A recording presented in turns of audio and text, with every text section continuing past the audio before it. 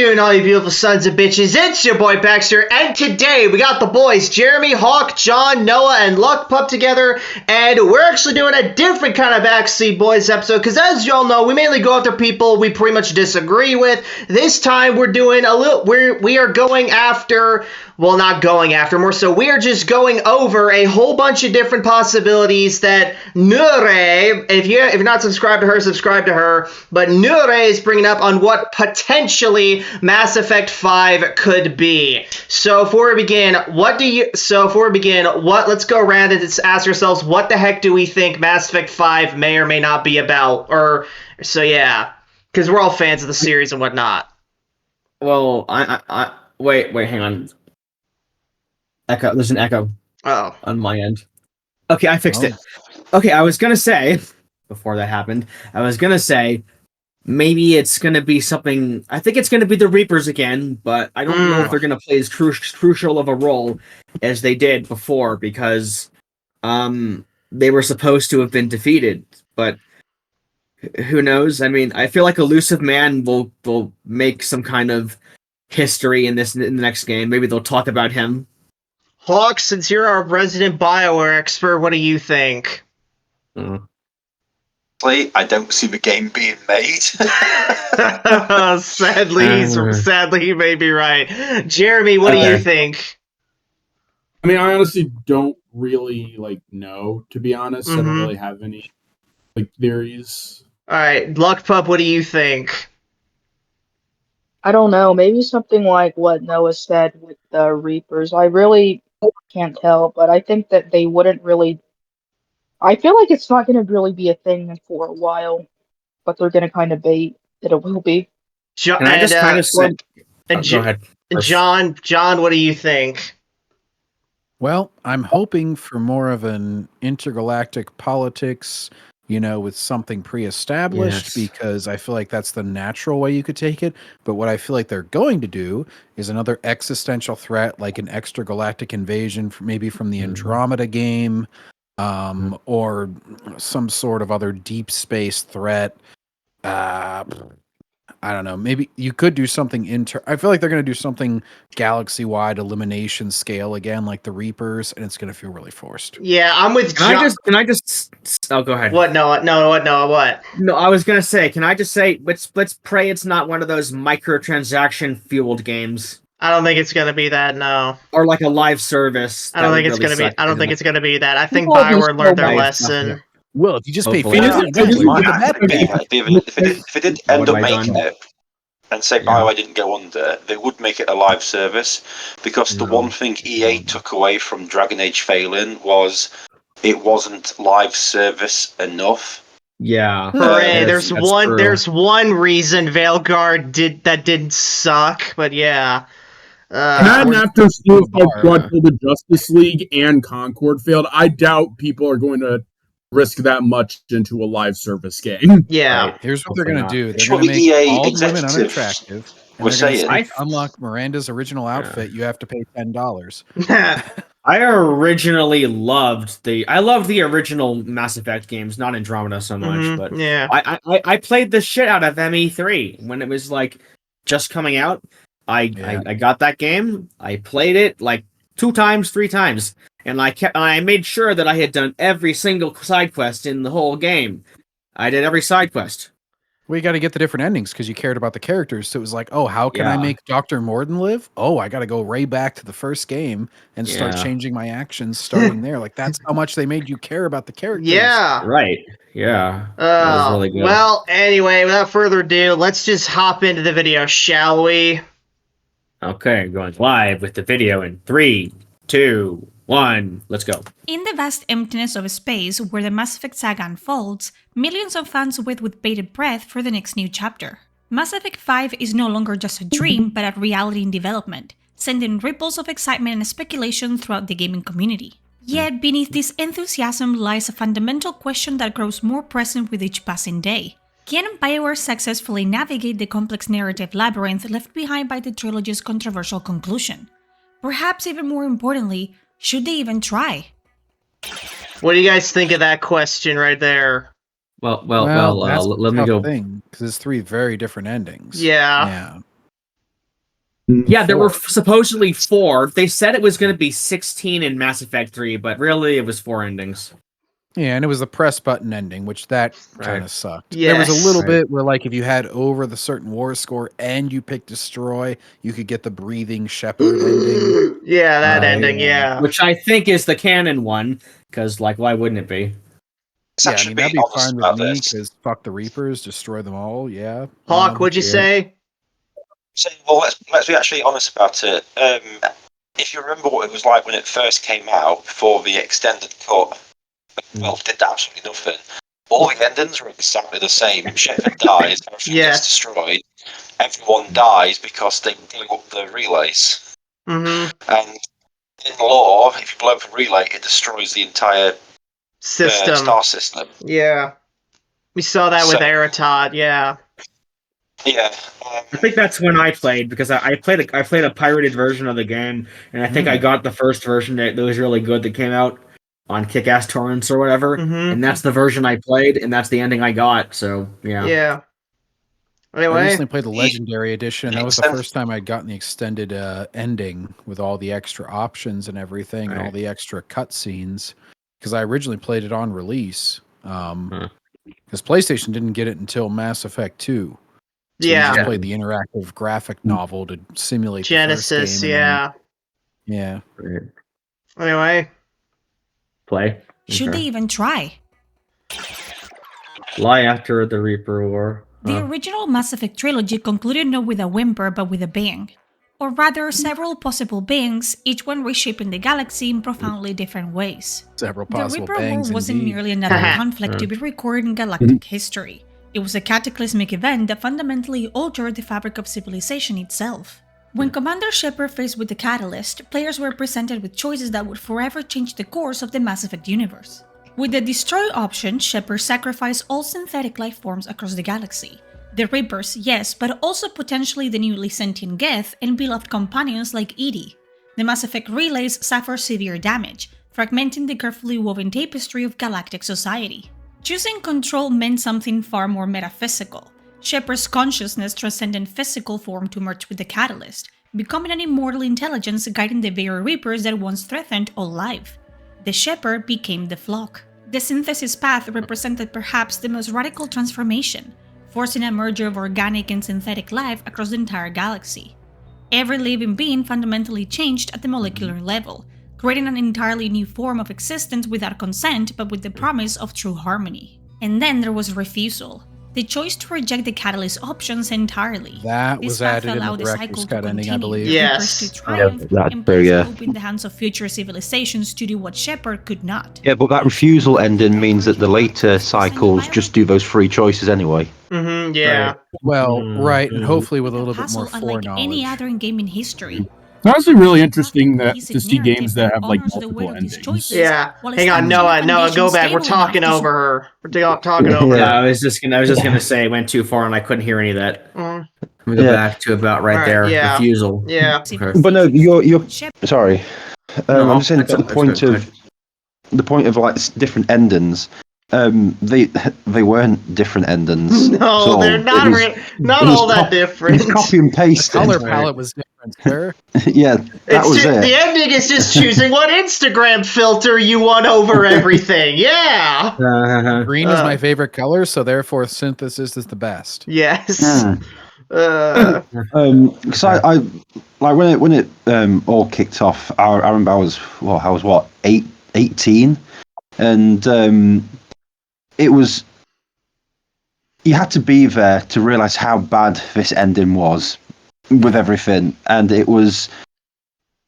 I mean, it was the Hold the Line movement, which was that became a whole website and everything, and it proper fractured the BioWare fan base because it was so bad, and even the extended cut didn't really do anything to fix the ending. It actually made more problems.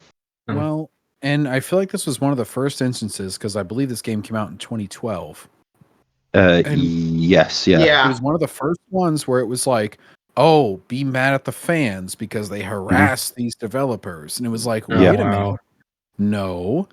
they made a shit ending, and they actually admitted it when they made the director. They were like, "Hold on, oh shit, I'm sorry." Like, because people. It wasn't even it wasn't even an apology. It was them going, "No, this is our artistic integrity."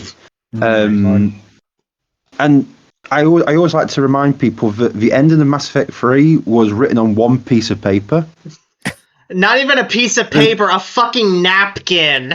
Yeah, a napkin. You can literally Just you like can Harry look up Potter. on you can look up on the internet, look up on Google, go Mass Effect 3 ending, and you can see the single piece of paper they wrote on, and it is literally Casey Hudson and Mac Walters copying Deus Ex because they had no idea how to actually end their story, and it's just so embarrassing. And then they went, "Oh no, it's our artistic integrity." I'm like, well, yeah, okay then. And I think that really kicked off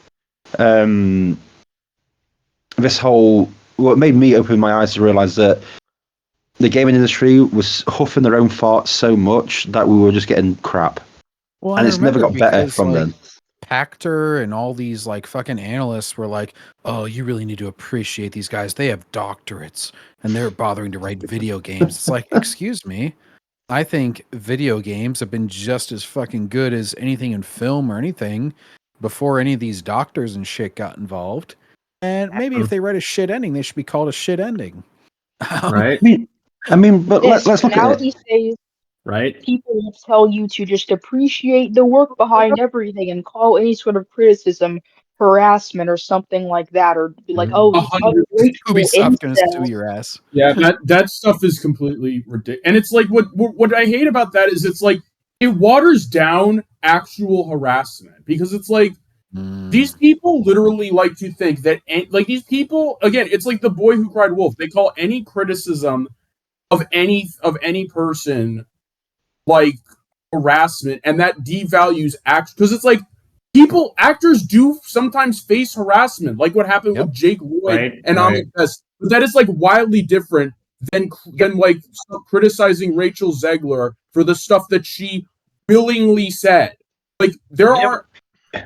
It's like it the irony of that with that Jake Lloyd thing. Sorry to interrupt. The irony of that Jake Lloyd thing is it wasn't the fans that harassed Jake Lloyd. It was the press. Yes. And the exactly. Yes. That's the thing. thing. Like so it wasn't even the fans.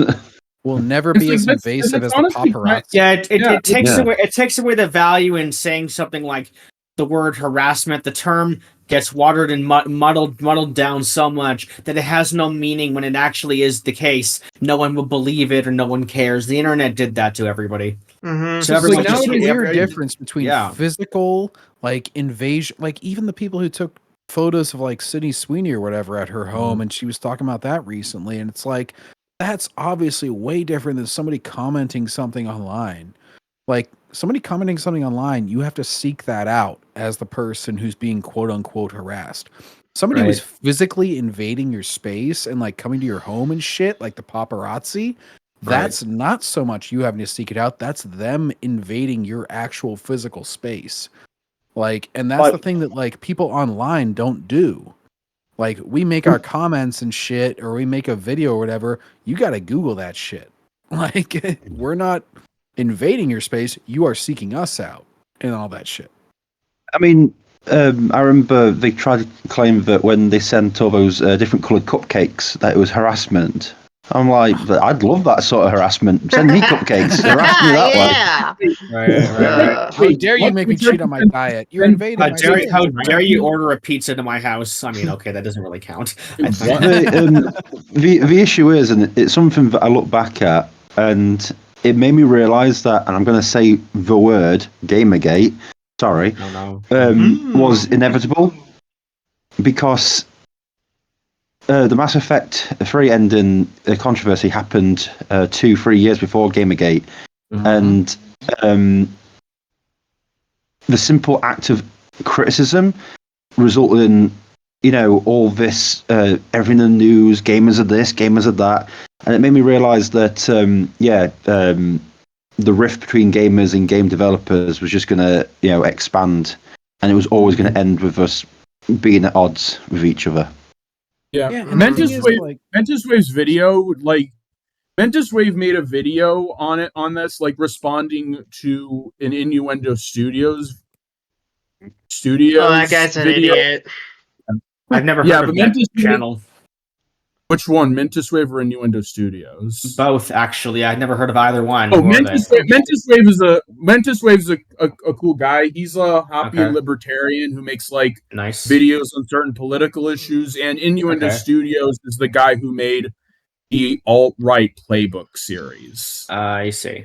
Okay. Oh yeah. Anyway, but Mentis Wave made a video responding to Innuendo Studios. Mentis Wave's video is called "The Grift of Evading Criticism by Equating It to Harassment," and he basically just kind of debunks like Innuendo Studios' like false basically debunks the whole like grift, because basically when people like Innuendo Studios mask all criticism as harassment, it basically makes it so that, like, you can't criticize them without, it being like harassment. They have to like make all these rules and mental gymnastics. Like, why should I answer your comment? Like, deliberately using bad faith rhetoric to make unassuming people think that the criticism they're getting is equivalent to harassment. And it's kind of that makes me think of fucking Leafy and fucking what's his name, Killer Keemstar's videos going after each other constantly. Oh yeah, honestly, I actually wasn't really. I think by the time I found out, I wasn't really around for the era of Leafy. I think by the time I found out about Leafy, his channel had already been terminated. So yeah, the guy was a fucking terrorist. Oh yeah, Leafy was like kind of the example that a lot of Leafy was one of the people that Leafy is like the kind of person, from what I've heard of him. Leafy is basically what people think drama YouTubers like a Cheeto and Sensitive Society and Nicholas Diorio. I used to watch. Yeah, go ahead. Yeah. No, I was going to say I like Leafy, but I'm not going to get into all that. I was just going to say that in regards to about the video game, part of the biggest problem is, yes, grifters, posers, and grifters have, I guess, infested everything and are therefore basically spreading bad faith like a virus. Really, that's just one of the biggest problems. Right. But the other issue is everyone gets called a grifter nowadays. Yeah, the Words problem have with no the meaning word on the internet anymore. it's like the word grifter has honestly just basically been misused to describe a person who is popular and has opinions that I disagree with. And it's like, really, what a grifter? Yeah. That's not even it. I made a video for the first time in I think 5 years about. Oh really? You finally made a video after you're going for a walk video, Hawk? Yeah. That's my greatest work. And I just sat down, made a video, and one of the first comments was, "God, I hate these right-wing grifters." I'm like, what? What? Yeah. Evil right wing. I need to see your old videos now. Here's that he's talking about. I never knew you. He only made 2 videos. One is a recording of a sports game, and the other is him going for a walk. Yeah. Oh, wow. Now, anything that Let's go for a walk. Yeah. Yeah, no, I think I made that video back in 2019 after I got into an argument with an ex-girlfriend and I just wanted to talk politics. So I walked for about 15 minutes in the wild. Was your girlfriend left wing? Because if so, that's a right wing grift. Most likely, I was actually having to go at people for being communists. Wow, grifter. Grifter, and I just looked at it and I went, God, this word means absolutely nothing now. I'm literally sat in my living room, just rambling on about Veil God being crap, and someone goes, God, I can't stand these right-wing grifters and why they keep being pushed onto my algorithm. I'm like, I can't help you. I've only got 42 views, mate. I'm not making money out of this. If you're looking for positive shit about Veilguard, you're going to consider everything right-wing grift. Yeah. They think there's some sort of cottage industry of like, oh, we're just trying to manufacture hate for garbage like Veilguard and Concord and the sequel trilogy. And it's like, we're just criticizing bad stuff. And bad stuff. That's literally all.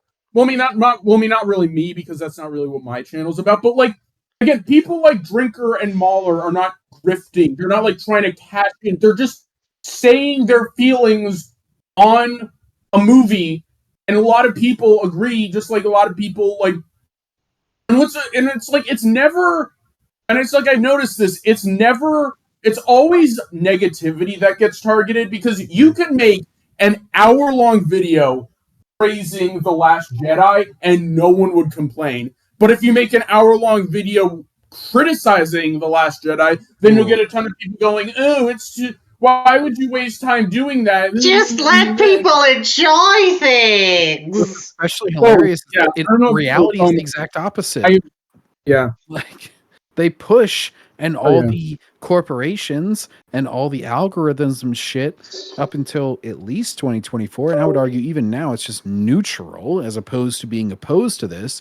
They actually push the opposite end of things. So the fact that people get popular despite being labeled as hateful and fringe and alt and all that, that just shows that it is an overwhelming sentiment in the opposite direction, because it overcame every corporate push, everything with money behind it, everything with like all the tech giants behind it and everything. There's the fact that they freaked out so much about Elon buying one platform shows that they were like, oh shit, we are completely dependent on controlling every narrative.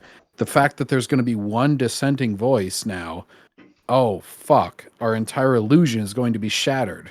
Because Collider is not going to be you said it. Opinions now. You said it.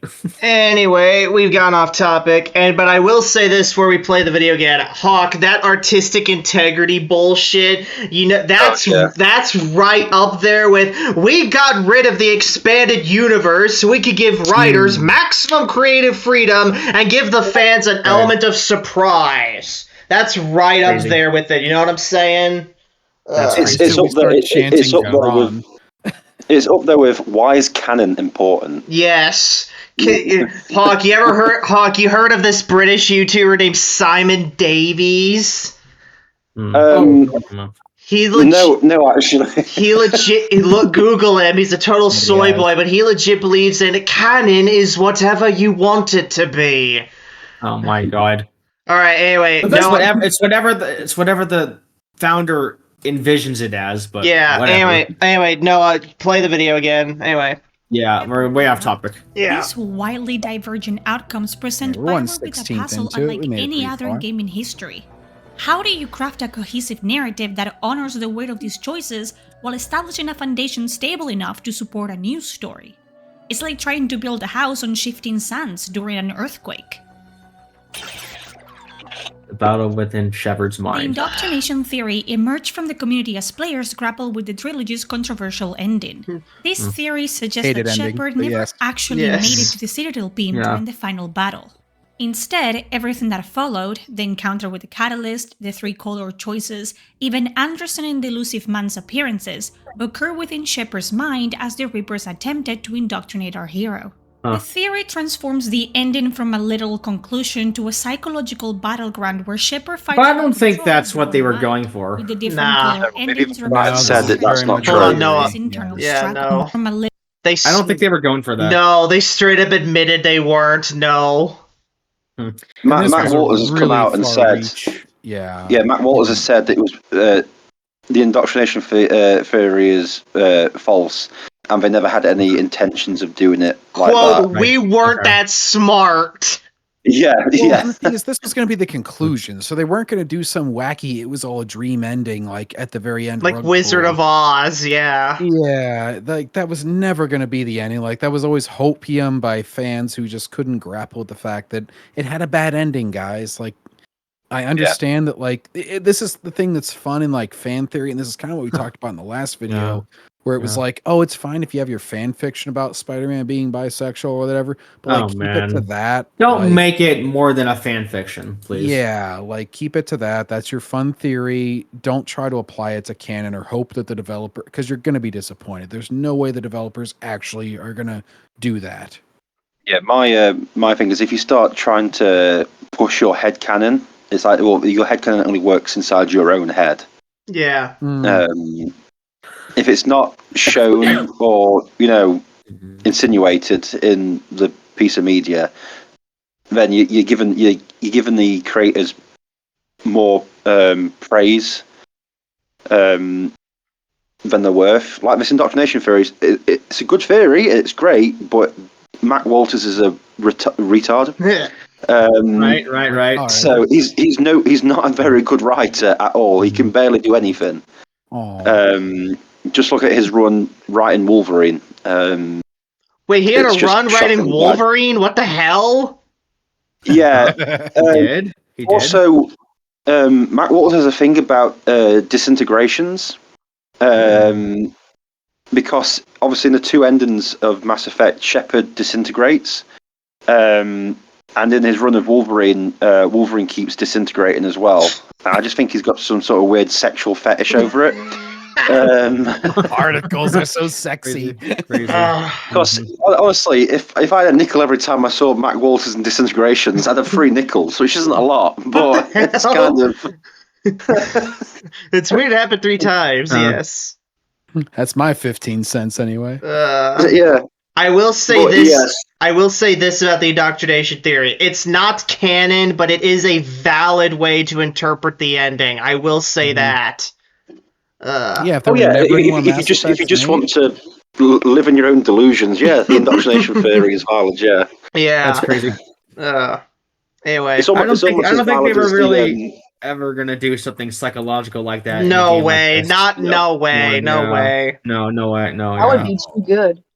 Because it would make the whole ending of the game like it wouldn't even matter what you did. It wouldn't, guys. Yeah, it really wouldn't matter. Like, what the hell? Hell, some people might even say, how much of the actual series was real? Was the entire trilogy in our head?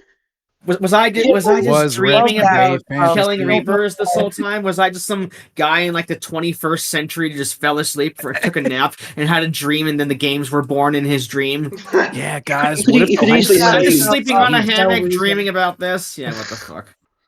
You could easily say everything after the beacon on Eden Prime was a fever dream. Yeah. And the thing is, like, there are these theories for every universe. Like, Harry Potter. What if everything that happened after the snake bite was just Harry Potter's venom-induced coma? Oh my gosh! Guys. It's the easiest storytelling doesn't work that ever. way. That's stupid storytelling. Anyway, no, we can continue now. Okay, hang on. There we go. Little conclusion to a psychological battleground where Shepard fights for control of their own mind, with the different color endings representing different outcomes of this internal struggle. Why it could work? I mean, it really couldn't. It really couldn't. Offers BioWare a unique opportunity for narrative redemption. Oh, wow. By validating this fan theory, they could address the controversial ending head-on. But they didn't validate it. They unvalidated it. Fans by reframing the religious conclusion as a brilliant psychological fake-out rather than a disappointing deus ex machina. Such an approach would allow Mass Effect 5 to explore uncharted territory in psychological depth. This is such a risk of an idea to have. Like, if this was real, if this was canon, this would be such a risk for your fan base to, like, totally lose you. Yeah. In a world where reality it definitely seems like I doubt they shift between the just because indoctrination exists, we can't make it the central thing for the whole story. Yeah. This just makes their words and actions colored by the lingering. Just press pause. Hang on. No, does anyone even The issue with this is, and this is something that everyone's got to understand about game companies. How does this affect their egos? Because doing the indoctrination theory proves that Mass Effect 3's ending wasn't amazing, wasn't great, and they need something to fix it. Can egos accept that? Because BioWare would have to accept that we messed up in the game, and BioWare can't accept that. And there's No. hardly. I mean, the thing is, not every. If running with scissors can literally make the entirety of Postal 3 not canon, then I'm sure they could probably accept that a game ending. Then I'm sure BioWare could accept that a game ending wasn't too great. Well, you gotta remember, Jeremy, BioWare isn't running with scissors. I mean, obviously not. I'm just more of like a comparison sake. Yeah. Well, just think they created Andromeda to try and restart the series without affecting the ending. Or without having to deal with the ending, yeah. Yeah. So they, even when it was a different team and a lot of people from Mass Effect 3 had gone, BioWare's company ego couldn't accept Mass Effect 3's ending was bad. But they went, no, we're just going to ignore it completely. It's that great. We'll just set it somewhere else completely. It's like, right, okay. Well, and that was now all these years later, plus as well, you've got to add on to the fact that Veilguard has failed. Yeah. Plus Veilguard's recent failure. Yeah. I don't think it's going to happen like that, and I don't think BioWare's the writing staff at BioWare is good enough to make indoctrination theory A work, or B even understand how it would go about.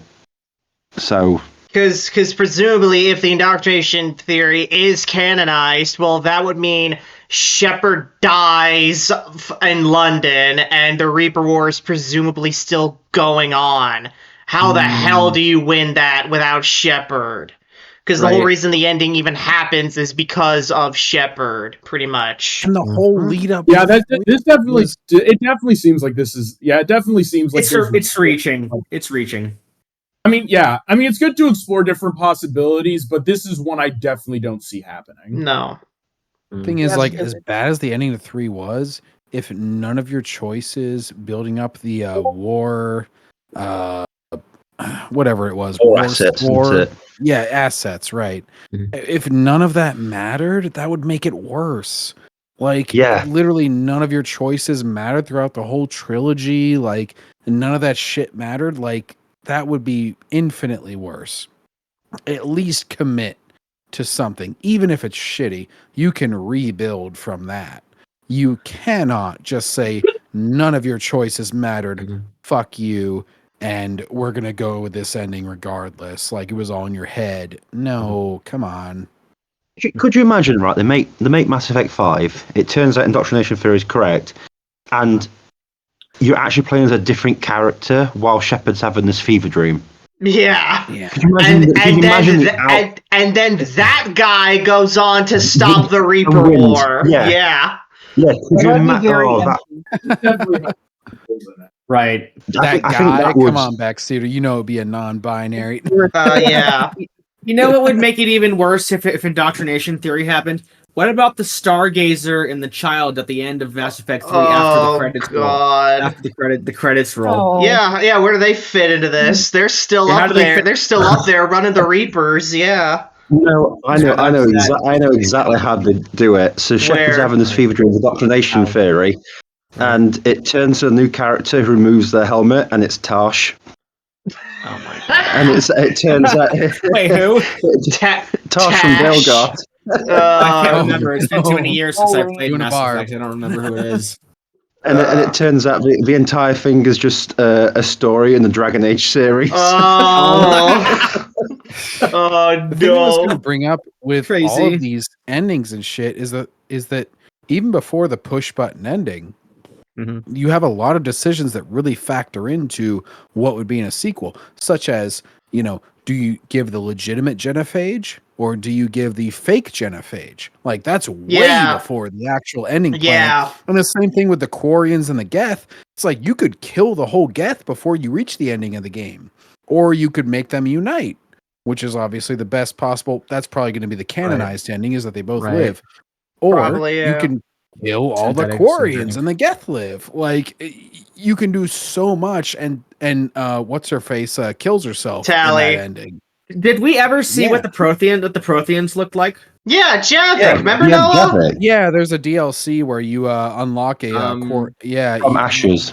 You unearth him, yeah, and then you actually find out the origin of the Reapers in another DLC. Leviathan. Yeah, the Leviathans. And that was one of the coolest Oh, things. don't even start with that one. That one makes no sense. But there's a lot of Don't decisions ever bring up even before- Leviathans. Yeah. And so there's a lot of decisions even before the ending where it's like, holy shit, there's huge ramifications and like civilizations live or die. Like the Krogans are gonna either procreate or be dying out by the beginning of the next game based on your decisions. Like you gotta pick a canon ending. At the end of the day. Mass Effect 5 now has to work with, I just realised, you've got to work with Cthulhu monsters. Or what if the game's kind of an anthology with like showcasing the way that the different endings impact the story? Like an anthology game could work. Yeah. I still sit by the idea that Mass Effect 5 is never going to be made. So Well, I saw an announcement somewhere about it, I think, but I can't remember. Well, I mean, it says on Wikipedia that the 5th game is in development. It's in development, yeah. Right. Anyway, I think it's development hell. Yeah. Anyway, Noah. Play video. To reassert control over Shepard's fragile psyche. The theory also carries profound thematic resonance with the original trilogy. From the beginning, indoctrination loomed as a central threat. We witness its corruption of Saren, its manipulation of the elusive man, its slow poison working through countless minds across the galaxy. Making Shepard's personal battle against these diseases influence the core of a new game would bring this theme full circle, completing the narrative arc that began with the first encounter on Eden Prime. Perhaps most practically, the indoctrination theory offers a path to choice reconciliation. If none of the original endings actually occur in the physical world, BioWare gains the freedom to establish a single canonical aftermath of the Reaper War without directly invalidating any player's choice, because those choices represent their mental states rather than physical actions. Okay. Why it couldn't work. That would work. Make a single canonical ending by any means necessary, because that's the only way that you can make a cohesive story starting with the 4th game.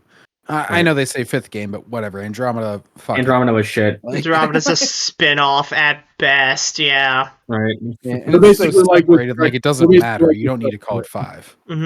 Right. Yeah. Why it couldn't work. With elegant solutions, the indoctrination theory risks committing the cardinal sin of narrative invalidation. Yeah. Players who emotionally invested in their ending choices, who mourned Edie's death or celebrated the synthetic organic harmony of synthesis, might feel betrayed to learn their decisions were merely symbolic conflicts within Shepard's mind. Yeah, that's not going to happen. It's not going to do that. To actively transform meaningful choices into an elaborate illusion. There's also the risk of a scale reduction. Mass Effect has always been about galaxy-spanning conflicts, the clash of civilizations, the interplay of diverse cultures across the stars. A game primarily focused on Shepard's internal psychological struggle might feel claustrophobic by comparison. Choose a canon ending, you get all the benefits and other drawbacks. Consciousness. The theory carries a heavy explanation burden as well. For players unfamiliar with this fan theory, which remains outside official canon, a game based on the indoctrination theory would require extensive exposition to make sense of its premise. This could create a significant barrier to entry for newcomers to the franchise while potentially feeling like retreading old ground for veterans. Most critically, the theory remains deeply divisive within the community. Some see it as a brilliant interpretation that salvages a disappointing conclusion. Others view it as an elaborate fan fiction that ignores the creator's intent. Kind of. I mean, yeah, it's kind of like a No applause. That a lot of people have towards a lot of different series. It is really just a juvenile concept. That's the base of why a lot of people don't like it. Yeah. That can be applied to and is many different series. People wanting this. Just pointing that out. Yeah. Right. Yeah. Would inevitably please some while alienating others, potentially creating more controversy rather than resolving. Division. Oh, here we go. The dark matter theory. Hang on, no applause. What do we all think of the dark matter theory? I don't know anything about it. I'm the only one that probably doesn't here. There's a debunked theory that Matt Walters got rid of when he became lead writer, so it doesn't matter anymore. Yeah. This is the issue. Matt Walters killed off a lot of shit. Yeah. So what the dark matter is, what was meant to be the main cause of the Reaper invasion. Because on Tally's recruitment mission in Mass Effect 2, the son, is it Hailstrom? Hailstrom, yeah. Yeah. But Mac Walters went, no, I'm doing something different because I'm smart. Right. And you looked at it, he's like, you spelled smart wrong, Mac. He's like, I don't care, we're doing blue. He spelt it SMRT, yeah. Huh. No, there was a Persian hieroglyphic somewhere.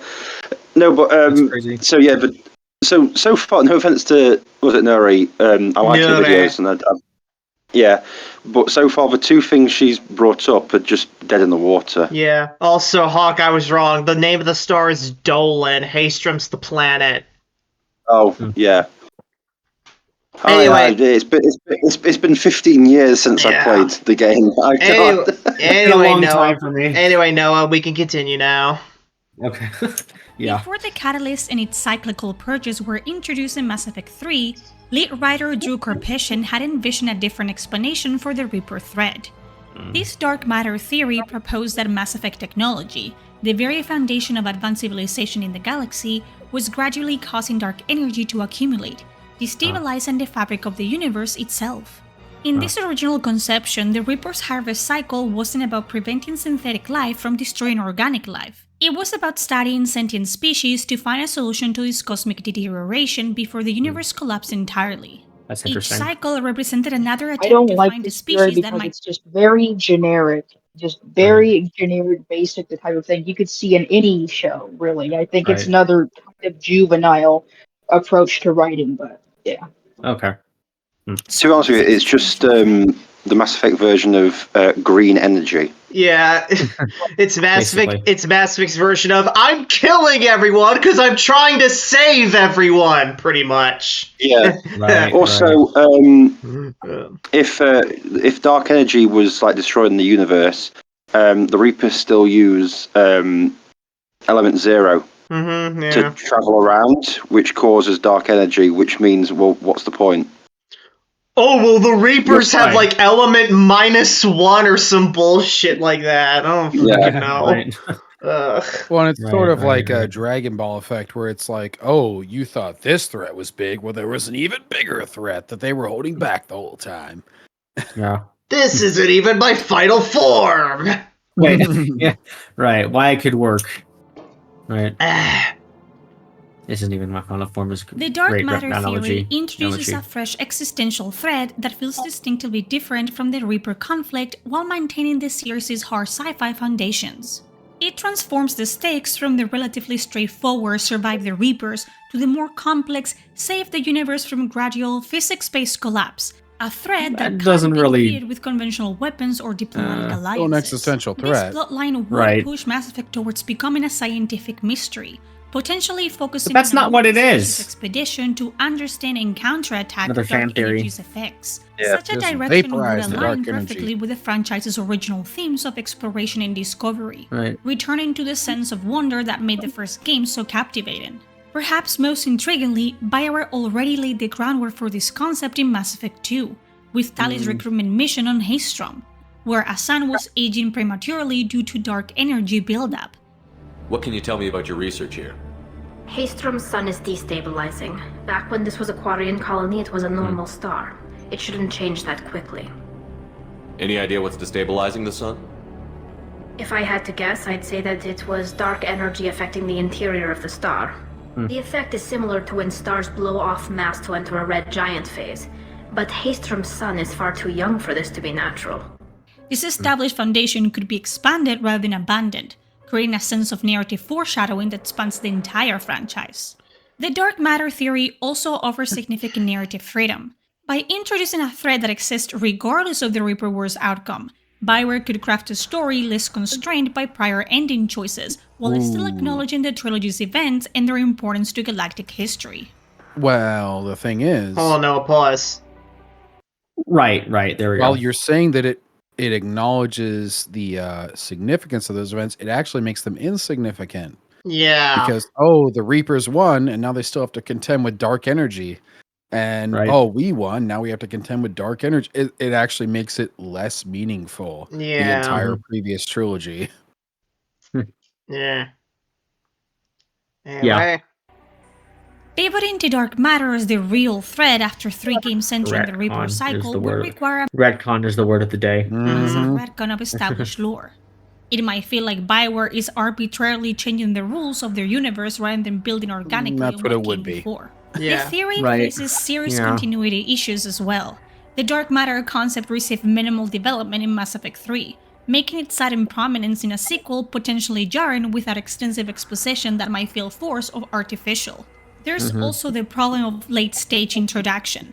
Presenting such a fundamental cosmic crisis after the supposed resolution of the trilogy's central conflict risks feeling like artificially extending the story rather than a natural progression of the narrative. It's like introducing a new villain after the hero has already saved the day. It can work, but it requires exceptional execution to avoid feeling contrived. Finally, the scientific complexity of dark matter, a concept that remains theoretical and abstract even in real-world physics, might prove challenging to translate into compelling gameplay mechanics and approachable storytelling. Mass Effect has always balanced scientific plausibility with dramatic necessity, but explaining how players can fight an invisible force that's unraveling the universe itself presents a unique challenge.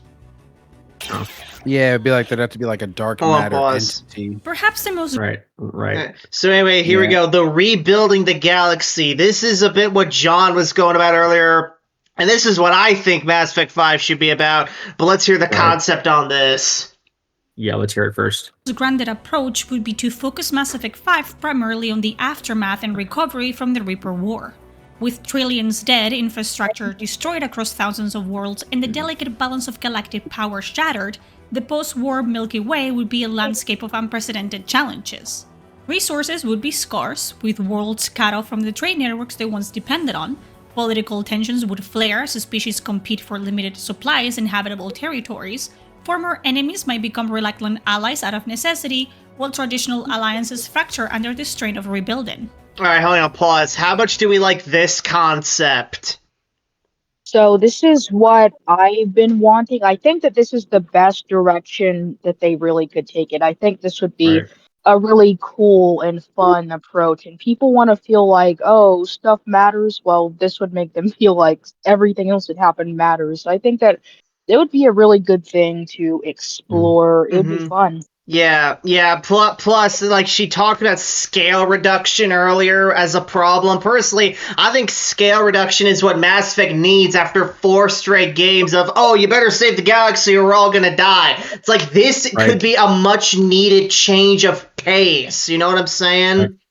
Exactly. One of the issues is stacking a bigger threat after bigger threat to where you have nowhere to go. Because where do you go as a bigger threat? You don't really have anything aside from the dumb dark matter theory. Anyways, Hawk, you want to say something?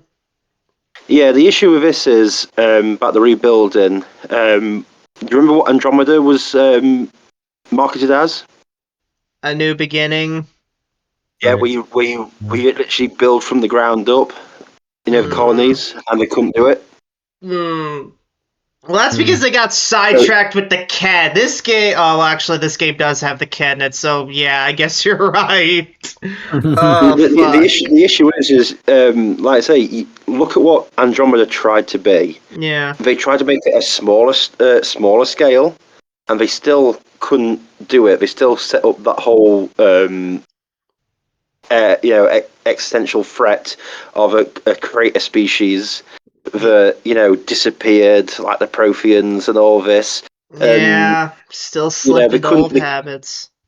Yeah, they couldn't make it small scale at all. So I don't think, even if they went this way, you'd get a game about rebuilding the galaxy. You'd end up with some other galaxy-ending threat just because they can't help it. So I don't think this works. I mean, it would be good, but I don't think BioWare can do it. Anyway, so that's the issue. Noah. Oh, sorry. Hang on, John. You want to say something? Well, even if it's another species dominating, that's still different than all organic life being wiped out. Like, you can have the stakes be the humans become the dominant or even exist in a significant way in this galaxy versus, the Krogan take over everything or something. Like, you can still have high stakes without the wipeout of all life being the other end of things. Mm-hmm. Yeah. I understand that, but I'm thinking of how BioWare do it. It always ends up being the furthest stakes you could possibly have. Oh yeah, I'm talking about even the most scaled back game, which is Dragon Age 2, literally ends with a world war. Yeah. Which could destroy the entire world. It's like they just can't help themselves. Where was I? It makes it. Oh my god! How many tabs? Jesus! and amount. Okay. Oh my god! I got an aneurysm just looking at that. Good lord! To me, it makes it more significant to have a smaller scale because you actually fear the risk of failure. Yeah. Because failure doesn't mean like a boring ending. It's like, we could fail and life would go on, or like a lot of the most suspenseful movies that I like have a smaller scale because you actually believe that the heroes could fail. Mm-hmm. Did the Reapers exist in other galaxies too? Like, that's a question I've been wondering. No. Yeah. Okay. Anyway, Noah, you can press play now. Yeah, there we go. This approach offers a rich political canvas for storytelling. The power vacuum left by the Reaper War would create natural tensions between the surviving species, each with their own priorities and visions for the rebuilt galaxy. The Krogan might demand an end to the genophage restrictions as payment for their war service, while the Quarians and Geth, if they survived, navigate an unprecedented coexistence. The Asari, having hidden protein technology for centuries, might face a crisis of legitimacy in galactic politics. Rathgar, what's a rebuilding narrative would show players the meaningful consequences of their struggle against the Reapers. Rather than simply moving to a new thread, Mass Effect 5 could explore how the galaxy is shaped by the sacrifices made during the war, honoring the weight of those choices rather than diminishing them. This direction could introduce compelling civilization building mechanics to the series. Players might make decisions about allocating resources, prioritizing reconstruction projects, and mediating conflicts between species, all with long-term consequences for the galactic community. Imagine establishing new colonies, restoring damaged mass relays, or creating alliances that will shape politics for generations to come. After the cosmic stakes of fighting the Reapers, a more localized focus would provide grounded storytelling that feels intimate and personal. Yeah, this is what I The want. existential threat has been defeated. Galactic Civil Now War, comes yeah. the Hang on, equally pause, challenging Noah. work of building. Yeah, but this was advertised for Andromeda. Yes. Right. Every single thing she's just said was what Andromeda was meant to be. So anyway, but it didn't live up to the hype or the expectations. Come on, Hawk! Can't you give BioWare a second chance? I did. 15 years ago. Crazy. That's crazy. It was 13, I think, not 15. But yeah. I'm an old man now. I don't give second chances. Even my kids don't get second chances. Right. Why it couldn't work. Yeah. Okay. A rebuilding narrative faces significant pacing concerns. The deliberate rhythm of diplomatic negotiation and reconstruction efforts might feel anticlimactic after the high-stakes action of the original It's not trilogy. anticlimactic, it's just resolving. What the hell? Resolution is like the last thing. Yeah. The last thing in the story is supposed to be the resolution. Yeah. Yeah. You can't match the climax of 3. Like, that's never going to happen. You can't. It's not going to happen. No. At least not for a while. You shouldn't try that for a while, at least. No. Yeah, like the first 2 games, people forget this, but you faced one Reaper for like the first 2 games. Yes. I think some people are missing that in a series like this where they have very, crazy stuff, high stakes going on. Trailing it back just a little bit, it's not anticlimactic. It's not doesn't create a light story, just a little bit lighter than what is normal. Yeah. Well, not story, but experience.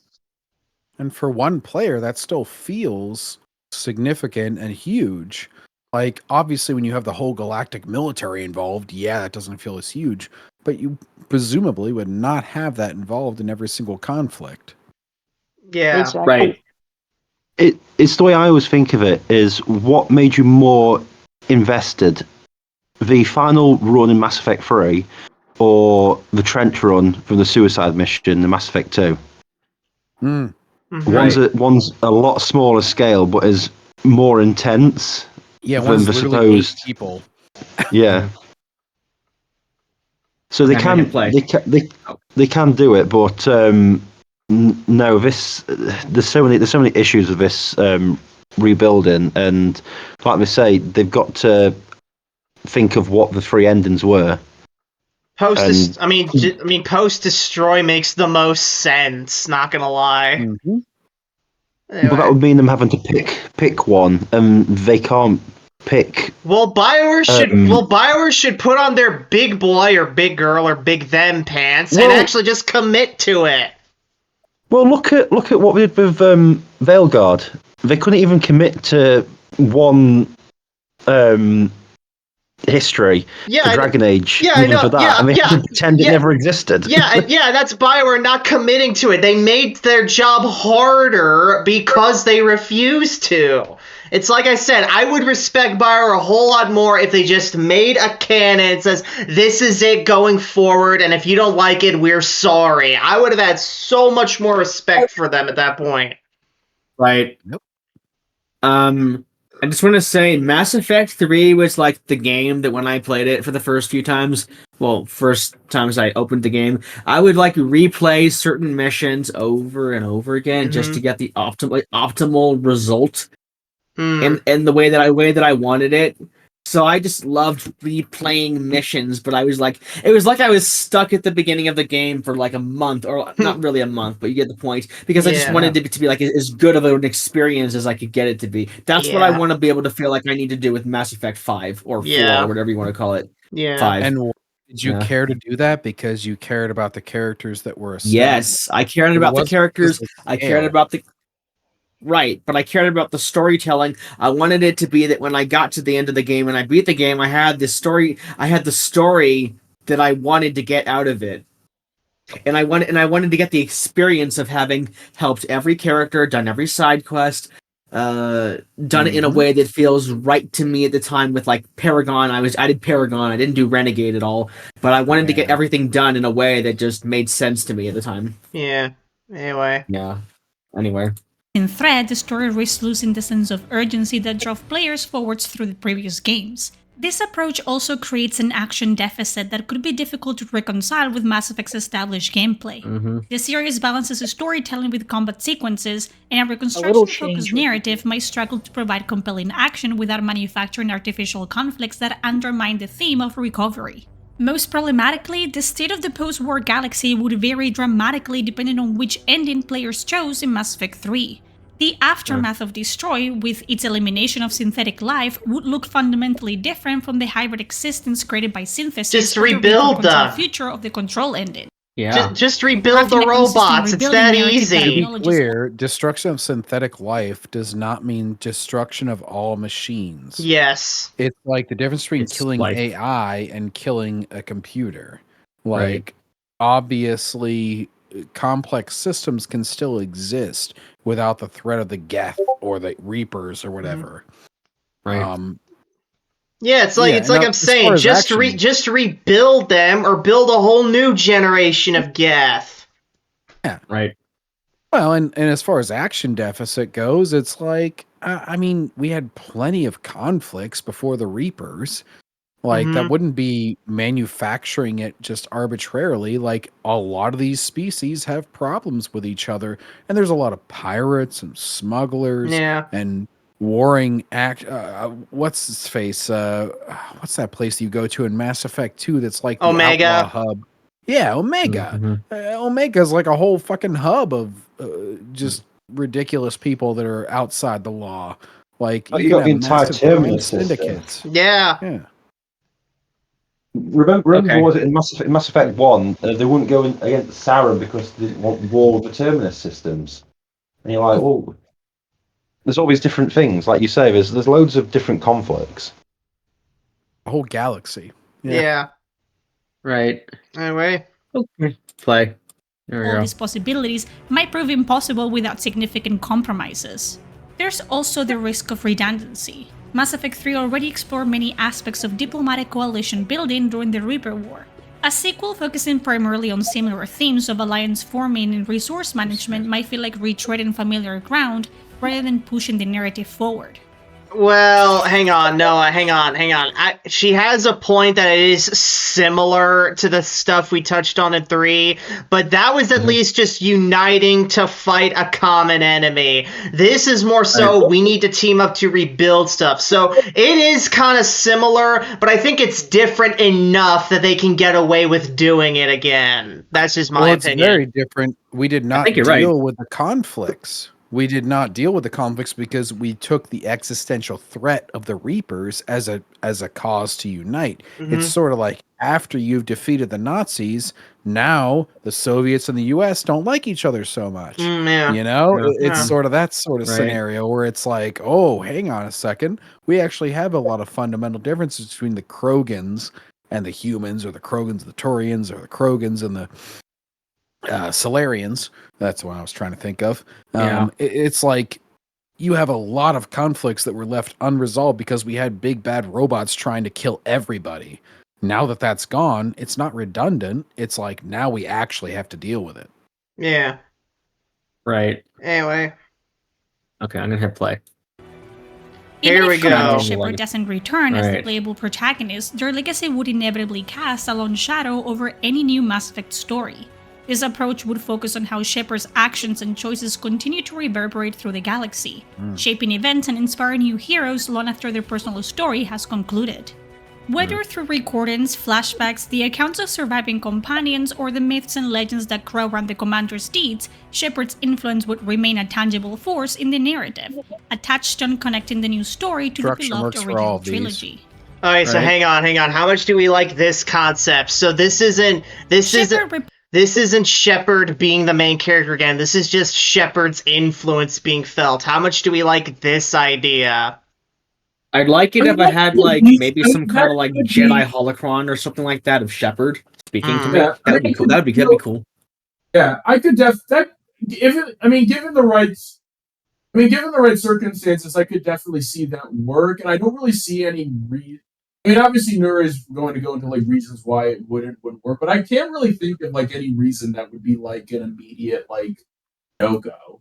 Yeah. Let me spell you what I think. Let me give my 2 cents. Alright, So here we if go. they were- if- Noah's gonna start cooking here, folks. Listen up. Oh man. Okay. So if Shepard was like if say they made like a Jedi holocron of Shepard, Like a or some VI. kind of, like an AI version of VI, Shepard speaking yeah. to something like that. Virtual imaging, yeah, or whatever that means. I don't know that Virtual word. intelligence. Okay, so if they did that, I would like to see that, but I don't want them to like milk it and overuse it to the point that it's like you're talking to the actual Shepard. It's just like, but it's like you get every mission comes from him. Like it wouldn't make sense. Yeah. To me. But if they did something like that, I would think they'd have to have like some kind of plot twist where it's like he wasn't really telling you the whole thing or his whole origins, not his whole origins, but the VIs or even the real Shepards. But there was like something he wasn't, the VI wouldn't have been telling you. Then I think maybe you could get away with that, but don't milk the fuck out of it if they decide to do something like that, you know? No, It's gotta yeah. be like creative, 3 or creative 4 narrative like storytelling. kind of collectibles or something, like something Right. that you could get as an Easter egg, but not Right. something that would drive the primary narrative. I feel like Mm-hmm. Right. They could just have it done like once or twice in the whole game. Like you could just see virtual Shepard. I don't Assassin's Creed Revelations handled this wonderfully, where like they had a they did? romance from the first Ezio game, Yeah. but it was all side missions, and it was like 5 or 6 like side missions that you could do It was as a great basi- homage. Yeah, it's basically like what happened to Ezio's original girlfriend, right? Isn't it? Isn't that what you're thinking of? Yeah. Yeah, and it's a great story. Like, whenever he the Ezio games were great. I love, and it's like it's a great story, but it is a side, and it's like you can get that if you want, if you're a fan of the original, but if you want to lure in new fans, I get it. Like, obviously, make the primary narrative not dependent on that. Yeah. Right, which is what I think I was trying to get at too. That's great. No, I'm agreeing. Yeah, I'm going to go with the party pooper here and just say they did this with Veilguard. Yes. Yeah, and it's just one of those things. I'm like, remember the Inquisitor came along for 2 cutscenes. Yeah. And it completely like spat on everything. So yeah, they hype the Inquisitor up as like, oh, they'll be as important to the plot as fucking Rook, but no, the Inquisitor wasn't. The Inquisitor was just there. Right. Make it a nice surprise rather than an expectation that you don't meet. But also remember that they not only that, but they cut out the hero for Elden and Hawk from Veilguard into not existing at all. Yeah. So the Warden's ongoing plot of like whether they were able to resist the calling is out, and Hawk may or may not even know that his best friend their best friend is probably fucking dead. Right. Except for the fact that everything is destroyed in Veilguard, and Ferelden's in flames, and Kirkwall's been destroyed. So, yay! Shepard being a legacy character. The issue is a lot of these theories are coming from the idea that this is BioWare from 2009 that's writing Mass Effect 5, and not the Corinne Bush BioWare that spent 4.5 years talking about game developers' plant life on Twitter. Yeah. So this is my issue. It's like these are good theories, but then I remember it's BioWare doing it, and they had Anthem, Veilguard, Andromeda, Mass Effect 3, all these failures, and it's like I can't see them doing it. What was the one? Anthem. Yeah. Anthem. Everyone forgets Anthem was done by him, and that was shockingly bad. Anyway, I never really played. I don't even know what Anthem really is. It was but I know shit. That's what it was. Yeah. Yeah. Okay. Playing the video. And the only we're only like less than halfway through this thing. By the way, it's been like an hour. We're making good progress. Keep going, Noah.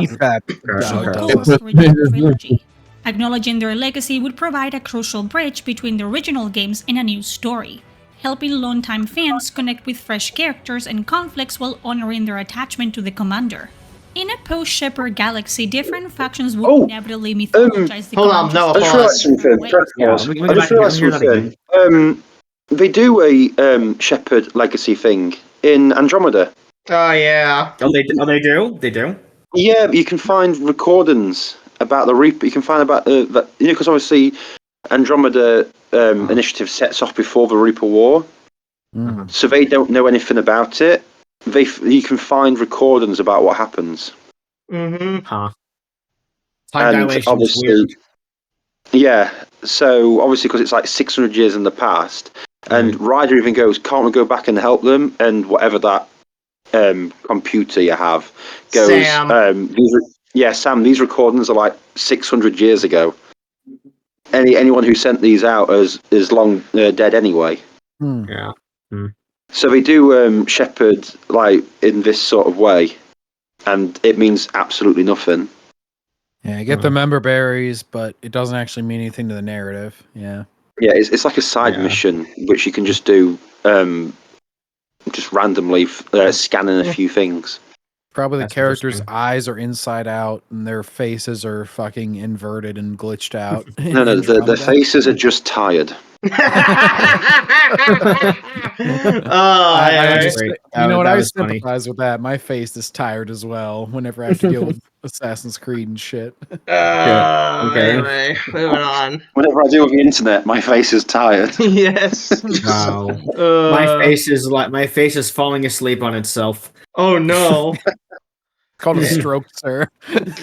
Well, my dad had a couple of those. He had a stroke. He had a clot and then a bleed after that. Oh no. Oh Yeah, no. yeah. Oh, Yeah. did he play Mass Effect 3 as well? No, he was like almost 69 when he died. 68 years old. Oh, oh. Oh, this just got dark fast. Keep playing the video, Noah. Editor, cut Okay, this we're out. getting way off topic. Cut this out. Cut this out, editor. Shepard is a messiah, while others could twist their legacy to justify their own agendas. Exploring these competing interpretations could create fascinating narrative tensions, especially if the player, who knows the truth behind the legends, must navigate between these distorted versions of history. New characters could grapple with the challenge of living in Shepard's shadow, creating compelling personal arcs about finding one's own path while honoring the example set by a legendary predecessor. This struggle for identity could provide rich character development for a new protagonist trying to establish themselves in a galaxy that constantly compares them to Shepard. Yeah, but you know what? Shepard was breathing in that one legit ending, so I think they're gonna bring Shepard back for another mission. Yeah, honestly. and also, hang on, no, pause. The only one of these I take issue with is the competing myths, and it's kind of linked with the ambiguous legacy one. It's like Mass Effect isn't like Warhammer 40k, where they have shit bookkeeping and they're largely driven by superstition. It's like if Shepard did something during the Reaper War, they would have documented this shit. You know what I'm saying? Yes. So I have no idea what the hell she's on about with this one. Shepard's armor has a body cam. On it. That records everything. Yeah. And 7 body armor. Yeah. I love it. You don't have to make it myth to make it relevant as far as being compared to him. Like, you can have people who are diplomatically like Rex and shit who live for way longer than humans who are just like, you're no Shepard and everything like that. And you can still deal with the conflict that she's making in her final bullet point with the ambiguous legacy. Without having to make it an ambiguous past. Right. Yeah, I agree with that, yeah. Yeah. Anyway. I'm gonna hit The play. references to Shepard could be kept deliberately ambiguous enough to accommodate any of the original ending choices. Yeah, that's kind of what I was the saying. commander's In a way. undisputed accomplishments, uniting the John were galaxy, saying. fighting the Reapers, rather than the specific outcome of their final choice, BioWare could honor player decisions without being completely constrained by them. You are Like, constrained couldn't by the work. synthesis ending, though. Yeah. Yeah. Right. If Shepard's legacy dominates the narrative, new protagonists might struggle to establish their own significance, feeling perpetually overshadowed by a character who isn't even present. This could undermine players' investment in the new hero. Well, What? You want to say something? Well, that was gonna happen. Well, that's gonna happen anyway. So I don't see why it's something we should worry about. I mean, Ryder had that problem, and Shepard wasn't even mentioned in that game. Don't even fear it. Just like, yes, you had a significant figure, just like there were significant figures before Shepard. Yeah. Like, there's going to be significant people. It's like if there's a conqueror in France, they're not like, oh, geez, I can't conquer anything because I'm going to be compared to Napoleon. Yeah. Right. I can't be a president in America because I'm going to be compared to Lincoln and Washington. Like, No, you just really. keep going. I can't be an Austrian painter because I'll be compared to, the funny mustache man. Yeah. Yeah, I was going to say Ludwig van Beethoven. You're not talking about the guy with the H in his name. It's so silly to like use this as a narrative constraint. It's like obviously there's been significant people in the past. Yes. Also, Also, even if we were to look at this from like a purely Doyleist viewpoint, then it's just gonna happen anyway because Shepard is one of the most iconic video game protagonists ever. So you're gonna get hit with this both in and out of universe. So just run at it head on. Right. Shepard came after Jesus Christ, and he was a pretty significant protagonist, and he still managed to make his own legacy. So whatever. Yeah. Right. I think one of the issues comes from if you take the Dragon Age series, where it's a new hero every game. Yeah. What you get is a rehashing of stuff that old players already know. I mean, as a Dragon Age fan, I'm fed up now of meeting Alistair for a brand new, interaction. Because you meet him like 3 times out of the 4 games for the first time, and you're like, I know who this person is. So this new protagonist would be like, oh, this is Rex. You don't know anything about Rex. I'll be sat there going, yeah, I know everything about him. Or this is Liara. It's like, I know everything about this person. Thing is, I feel like that's a treat for old fans and new though, because it's like you meet. Oh, it's not. It's not a treat. Good lord, But it's not a treat. It's also kind of annoying at the same time. You have to keep introducing yourself to characters you already know their story and everything. But yeah, like it can be to that character. Mm-hmm. And that's the only problem. Like, as I say, make a new hero. Okay, that's fine, but if it'll fall into the Dragon Age situation where you're just starting from 0 again, when the series has gone so far with everything that you can't be starting from that blank slate. If you know what I mean, it's like I can't be asking questions about the races because we've had a trilogy going over everything. Right. Like, could you imagine being sat through being told how Element Zero works again for the 4th time? Yeah. Being like, I know this. Or, well, there was this guy called Shepard. It's like, yeah, I know who Shepard is. And it's like, the Normandy SR3 is just like, yeah, I know. And you're going through the exact hashing over the same stuff. So I feel like to avoid what you're talking about and to still get the gravitas of the character, you would just have to, you meet Liara, and it's like she's a significant leader of the Asari at this point, like however many years in the future and everything. Mm-hmm. And it's like, instead of doing a bunch of exposition of like, oh, this is our entire Asari history and we're going to relearn everything, like you make that a optional data point. Yeah, you can read up on that in the codex or whatever. But, she's just introduced, and it's kind of an Easter egg for existing fans. But obviously for like new fans, it's like, oh, you don't know why this character's significant. Yeah. We'll go ahead and say, hey, she's a leader, and, she was integral in the Reaper conflict and with Commander Shepard and everything. And it's like, Shepard is this mythological figure and everything. Huh. Like, you don't retread everything. Because, that's where you get that boring shit that you're talking, where it's like, oh, yeah, we're just going to start from ground zero and everything. But you go ahead and say, oh, okay, this is a significant figure. Here's kind of some bullet points of why she is significant or Rex is significant or anything.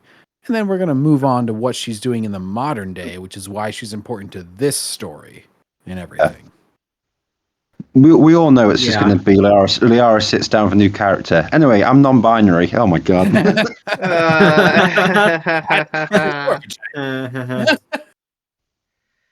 Anyway. Okay. Hero in their journey, making the game feel Oh like no, we lost Luck Pup. We lost Luck Pup. Oh, I was gonna say someone left. No. Okay, well, Luck Pup was fed up with all the vulnerable shit. Bye, Luck Pup. No. I'm kidding. Repeatedly raises expectations for their return. If Mass Effect 5 repeatedly references Shepard without delivering their actual presence, some fans might feel teased or misled. Well, hold on. Unrealistic expectations to their return. It's like, what? Wait a minute, we weren't talking about Shepard's return, we're talking about Shepard's legacy. What the hell? They're a human. They have a natural lifespan. Oh, never mind. Luck Pup came back. Oh, hey, Luck Pup. Anyway. Okay, good. There we go. Their experience of the otherwise new story. Constantly acknowledging Shepard's influence could actually create narrative constraints rather than freedom. Writers might find themselves forced to tiptoe around specific mentions of what exactly Shepard did to avoid contradicting any player choices. And this is why vague, unsatisfying references that please no one. Perhaps most fundamentally, let me pause it. And that narrative constraints point. This is why I keep saying just canonize stuff, because BioWare has canonized player choices before. They did it with Baldur's Gate 2 way back in the gap. There's no reason they can't do it again now. Yeah. Dude, Fucking It's actually Assassin's fine, Creed just was do it. something way more insignificant with Cassandra versus Alexios. They canonized a specific ending, and they did it for completely political reasons. So bad example, but like, you know what? They committed to a decision, Yes. and it's Yeah. like if it serves a narrative purpose, sure, commit to something, and that doesn't invalidate for anybody else who like chose a different ending or whatever. That's where your story ended. And you can have that ending. But Right. for anybody who's playing the new game, this is where it starts. And there's a completely understandable reason for that. Because we obviously need to commit to something to have anything in this new game matter. You know, I have this problem so much. I had this problem so much with people on Mass Effect Twitter. It's just like I don't want to get off topic, so I'll just keep it brief. But like, they just cannot fucking imagine canonizing anything. They are just so detached, and I mean like overly detached to their version of events that they just can't accept anything else. They just can't accept anything that might contradict that. It's almost unhealthy. So Well, yeah. shit, Backseater, They're just I'll take it too back to. emotional. Oh, sorry, go ahead. Too emotional, yeah. Just saying, yeah, a lot of different game series have done this from the beginning. It's only when people have too much of an unhealthy emotional attachment, not to the series, but to whatever they're thinking in their own head, that it Yeah. becomes a problem for them. That it's the kind of emotional attachment that the Jedi freaking talked about in the PT. You know what I'm saying? Yeah, like legit. Well, Right. like Infamous. I know not as many people will be familiar with this because I know that Oh it's yeah. not as Oh yeah. yeah, it's not as popular of a series, but they had a choice-based ending. They had good and evil paths, and at the end of the first game, there was a very clearly divergent path that you took, where either you became the main villain essentially, or you started to prepare for the second game. And then when they made Infamous 2, guess what they did? They said, "Hey, the good ending is now canon, and we are preparing for the bad guy to show up in the second game." You are very The clearly not the bad beast. guy. Yeah, you're not the beast like it was in the evil ending in the end of the first game. It was like you're preparing for his arrival. And then even in Infamous Second Son, which has mixed reviews, it's like, hey, we chose the good ending again. Yeah. And it's like you just choose one and it goes where it goes. You know, if it fails, it fails. You know, Fine. John, I even told all those smelly ass Redditors back when I used to be on Reddit. I even told them they could just do what Sucker Punch did with the Infamous games, and they legit said no. And I'm like, why not? Because BioWare isn't Sucker Punch. It's like, are you kidding me? Like, that's your weak sauce reason? That's the reason. And you know what happened? Andromeda They sold never have shit, real and reasons. Ghosts of Tsushima sold a shit ton because people still like Sucker Punch. Yeah. Sucker Punch did a way better. I'm gonna be honest. Sucker Punch made a way better Sly Cooper game than fucking Zanzibar Studios did, though. Off topic, man. but still. Yeah. Yeah. I did like Sly Yeah. 4. I'm not gonna lie. Oh, I liked it too, but I didn't like it as much as I liked Sly 2 and 3. I did love Sly 2 the most. Yeah. Anyway. Everyone likes Sly 2. It reminds me of the Metro series. Oh yeah. They had I know different them. endings. I've never played them, but I have them. Okay, let's play. Yeah, then they made certain ones canon. So Right, I'm gonna play the video now. We're halfway through. Yeah. We're halfway through, and it only took an hour and a half. It only took an hour and a half to get through 16 minutes. Poor thinking. Oh, can we just speed through it a little bit more? No, we have Team time. is important. Mass Okay, fine. Effect 5 needs to establish its own identity and push the franchise in bold new directions to remain vital and relevant. This approach would center Mass Effect 5 on an entirely new protagonist with their own distinct background, motivations, and skill set. While they might have some connection to the events of characters of the original trilogy, this hero would be fundamentally different from Shepard, perhaps even belonging to a non-human species, offering a completely fresh perspective on the Mass Effect universe. This new character would forge their own path through the post-Reaper galaxy, facing challenges suited to their unique abilities and making decisions that shape both their personal journey and the future of interstellar civilization. A new protagonist offers the chance to experience the Mass Effect universe through fresh eyes, potentially from a completely different cultural or species viewpoint. Imagine exploring the rebuilding galaxy as a Yanasari commando, a Turian peacekeeper, or even a synthetic being trying to understand organic life. Each would bring a unique perspective that could revitalize the narrative. From a storytelling perspective, a protagonist without Shepard's established history provides writers with greater creative freedom. He kind of does. Compelling But I don't think they're going to do that. I think it's going to be about Shepard. maintaining consistency with every Again. player's version of Shepard, allowing for more defined character development. A new hero could justify introducing fresh gameplay systems and abilities that wouldn't have made sense for Shepard. Perhaps this protagonist relies more on stealth than direct combat, uses biotic abilities in novel ways, or has access to technology that didn't exist during the original trilogy. These mechanical innovations could help Mass Effect 5 feel like a genuine evolution of the series rather than simply more of the same. For players unfamiliar with the original trilogy, a new protagonist provides an accessible entry point to the Mass Effect universe. While the game would still acknowledge past events, newcomers could connect with this character's journey without feeling they have missed crucial context, allowing Mass Effect 5 to function as both a sequel and a soft reboot. Why it couldn't work. Okay. Any new protagonist would inevitably face comparison to Commander Shepard, a character players spend hundreds of hours embodying across 3 games. Living in Shepard's shadow could make it difficult for this new hero to establish the same emotional connection with the audience, regardless of how well written they might be. If the new protagonist has no meaningful connection to the original trilogy's events or characters, the game might feel disconnected from what made Mass Effect special to longtime do they fans. have to be? Do they have to be? Not No. really. They don't have to be. I don't think so. It's like, People don't With get any it. No. popular protagonist, you could say this. It's like, you know be what? like- Don't even make a new game in a franchise if this is your fear. Right. yeah. Anyway, Without investment these barrier. anchors to the established narrative, the sequel risks feeling like Mass Effect in name only, a different story wearing familiar armor. The investment barrier What? means another What? significant. What kind of Investment point There is are that? so many more things than Shepard, which makes the Mass Effect universe. Yes. You have the Taurians, the Asari, the Crow. Like, there's so much more shit. The intergalactic politics is what makes the Mass Effect universe the Citadel.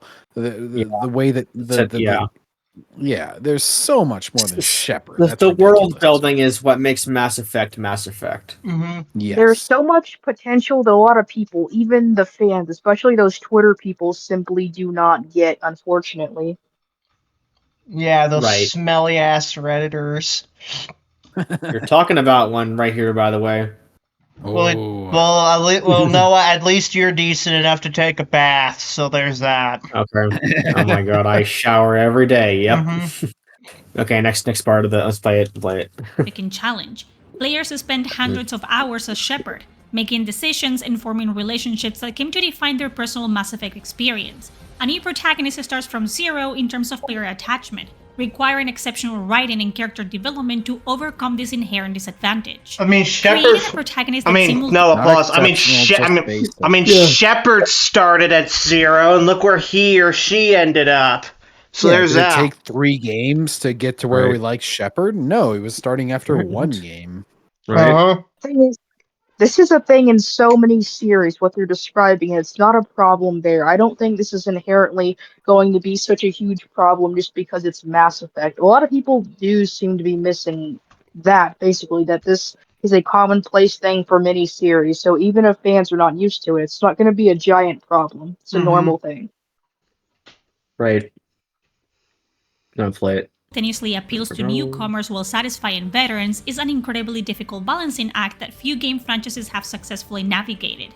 Lean too heavily into the past and new players feel lost. Ignore it too much and longtime fans feel betrayed. Threading this narrative needle would Well, I require mean, in extraordinary this skill game, and hold on, pause. In this game, they need to win back as many old timers as possible, right? Because that's where the success is going to be with this game. Because BioWare has done way too much lately to alienate their long timers, and they need those mofos back. And a lot of what Right. she's saying could Yeah. apply to the end of Mass Effect 3 or Mass Effect Andromeda. At this point, Yeah. you've had a game and a half, essentially, of losing that existing fan base. And so you've got to win them back at this point, but that's not the fault of this new game. And the new game could just as easily serve as a nice, fresh narrative restart as opposed to trying to please everybody from the old. And when plus, you want to make sure to not include too many like nostalgic, like member berries, because then everybody's just going to get sick of that. You need to strike a balance. Mm-hmm. Yeah, you can't be like, I'm going to get some calibrations done, new shepherd, and it's like, oh, he said the thing. Mm-hmm. Yeah. I know what that is. Lightsabers. Yeah, anyway. Headbutting a Krogan. Whoa, that's so cool. That's just what Shepard did. Yeah. Right. Okay, I'm gonna Anyway. hit play again. Yeah. Activity. Alright, here we go. Well, Mass Effect Bridging 5 past to future. Okay. might center on a new protagonist, several beloved characters from the original trilogy, particularly members of long-lived species like Asari or Krogan, could return in significant roles.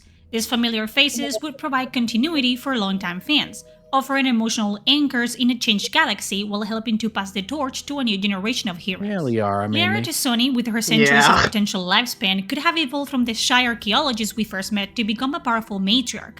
Grunt, still young for a Krogan, might now lead his own clan. Even shorter-lived species might be represented through descendants or recordings, ensuring the legacy of the original cast extends into this new chapter. Okay. Characters like Liara, Rex, or Grant already have deep emotional connections with players. Their return would provide immediate investment in the new story, giving fans familiar touchstones while they develop relationships with new characters. These long-lived characters could serve as living bridges between eras, providing first-hand accounts of the Reaper War while experiencing how the galaxy has transformed in its aftermath. Their perspective would span both the original trilogy and the new storyline, creating natural continuity between chapters of the saga. Seeing how familiar characters have grown and changed over time could provide some of the most emotional resonant moments in the new game. Witnessing Liara's evolution from a young scientist to wise leader, or Grant's maturation from impetuous youth to battle-hardened veteran, would reward longtime fans with satisfying character arcs that acknowledge the passage of time.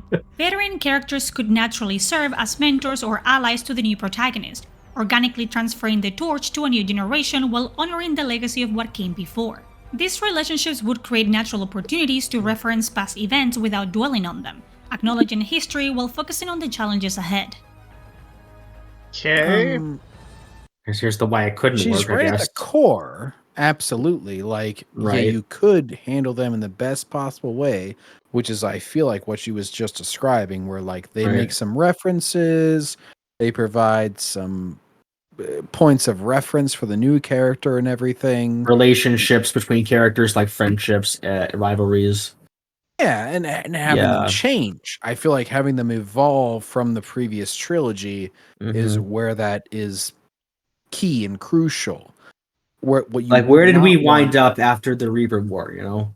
Yeah, and what you would not want is jangling keys where it's like Rex or Grunt or Liara are just acting the same. Like Liara would obviously, where she said be a matriarch, that's a completely different mindset from where we were interacting with her.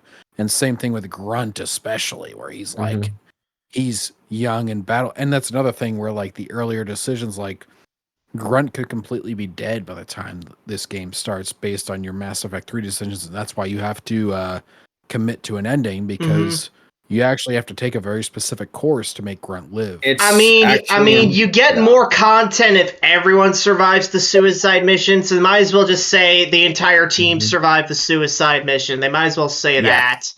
Yeah. Right. Especially Miranda and her ass. Also, there's no telling how far into the future you are in Mass Effect, the new one. The one that 5. There's no telling how far into the future you really are. Yeah, but in this one. If you're talking about Liara being a matriarch, that's like when Asara become 1,000 years old. Yeah. She's only 106 in Mass Effect 3. Yeah. That could be 900 years. Right. Christ on a bike. That's even further into the future than Andromeda as well. How much are the Krogans? What is their lifespan? 1,500. It's why they get together with Asari. And Rex is like 1,700 by Mass Effect 3. Oh wow! Damn. Yeah. He's old. So would Rex be like So wouldn't Rex be like on death's doorstep by that point in 5? Rex would probably be fossilized by time Liara. Rex would be a non-issue. It would be Grunt probably, who would be the one that's like if they skip forward 900 years to like get Liara to a matriarch, Grunt would be like a clan leader. And, an old grizzled 900 years old as well. An old guru who doesn't fight anymore. Yeah. He's in his wheelchair like Stephen Hawking. And that's sitting on a throne. And that fucking wheelchair has like a built-in rocket launcher. Yeah. So he's Bentley from Sly. So he's Sly Cooper's Bentley, basically. Yeah, pretty much. Oh no! But he's not as smart. Not as smart as he is. There explained to the new protagonist that he only took 2 shuttle trips to Epstein's planet, not 4. And he's like, oh, planet. Okay. Anyway. I'm gonna hit play now. Yeah. Moving on. Moving on. Returning characters don't serve the new narrative in meaningful ways. Their presence might feel like empty nostalgia exploitation rather than substantive storytelling. Shoehorning in familiar faces just to please fans could actually undermine the integrity of the new story if these characters lack authentic purpose in the plot. Characters like Tali or Garrus might have died in some players' playthroughs of the original trilogy. Oh, Garrus, my man. Implications for their return. Is like, you're probably wondering about the red eye different post-Reaper War galaxies resulting from the various ending choices would logically lead to different fates for surviving characters, making it difficult to present consistent versions of these beloved figures. Right. If too much focus is placed on return and favorites, new characters might struggle to establish their own importance in players' hearts and minds. This could create an imbalanced narrative where players care more about the supporting cast than the protagonist, a problem that would undermine the central journey of Mass Effect 5. No, pause. One of the issues. One of the issues. RPG, you can just have this in codex entries. You can have this in extra dialogue segments. You can have this in so many more extra things where it's like, oh, Garrus, he served honorably until he died at the ripe old age of 84 or whatever. It's like, you know. Yeah, because it's like I get that not everyone reads the codex, but like I think like the overwhelming majority still read the codex anyway because of how in depth it goes to begin with. Because it's like they had this problem with Mass Effect 1 because Mass Effect 1's blunt exposition is because BioWare 1 didn't know how to weave exposition into the dialogue more naturally, and 2 they didn't realize that they could count on the audience reading the codex. Well, nowadays we know that everyone reads the codex. So or you'll watch a YouTube video summarizing like, here's how Ezio died. Or like that. Just have it. Just have the characters talk as if they already know this, and there's not some audience member watching it. It's like it's that easy. Anyway, right. To talk about like legacy characters and like the continuity, they brought Morrigan back in Veilguard and just had nothing to do with her past. Yeah. She was a completely different character. Is the point? What's the point? And I was playing Assassin's Creed Rogue recently, and they brought in Adewale, and he's like a very significant character in Assassin's Creed 4, but it's obviously much later, and he's very old. And he just shows up briefly, and they're like, "Oh, he used to be a slave. He had this whole thing going with a thing in the Caribbean colonies and everything." I'm just like, that's all I needed. That was a cool nod. I got to see Adewale. And then you kill him, in Rogue. Oh, wow. I hadn't played through that whole game. But spoilers, John. Wow.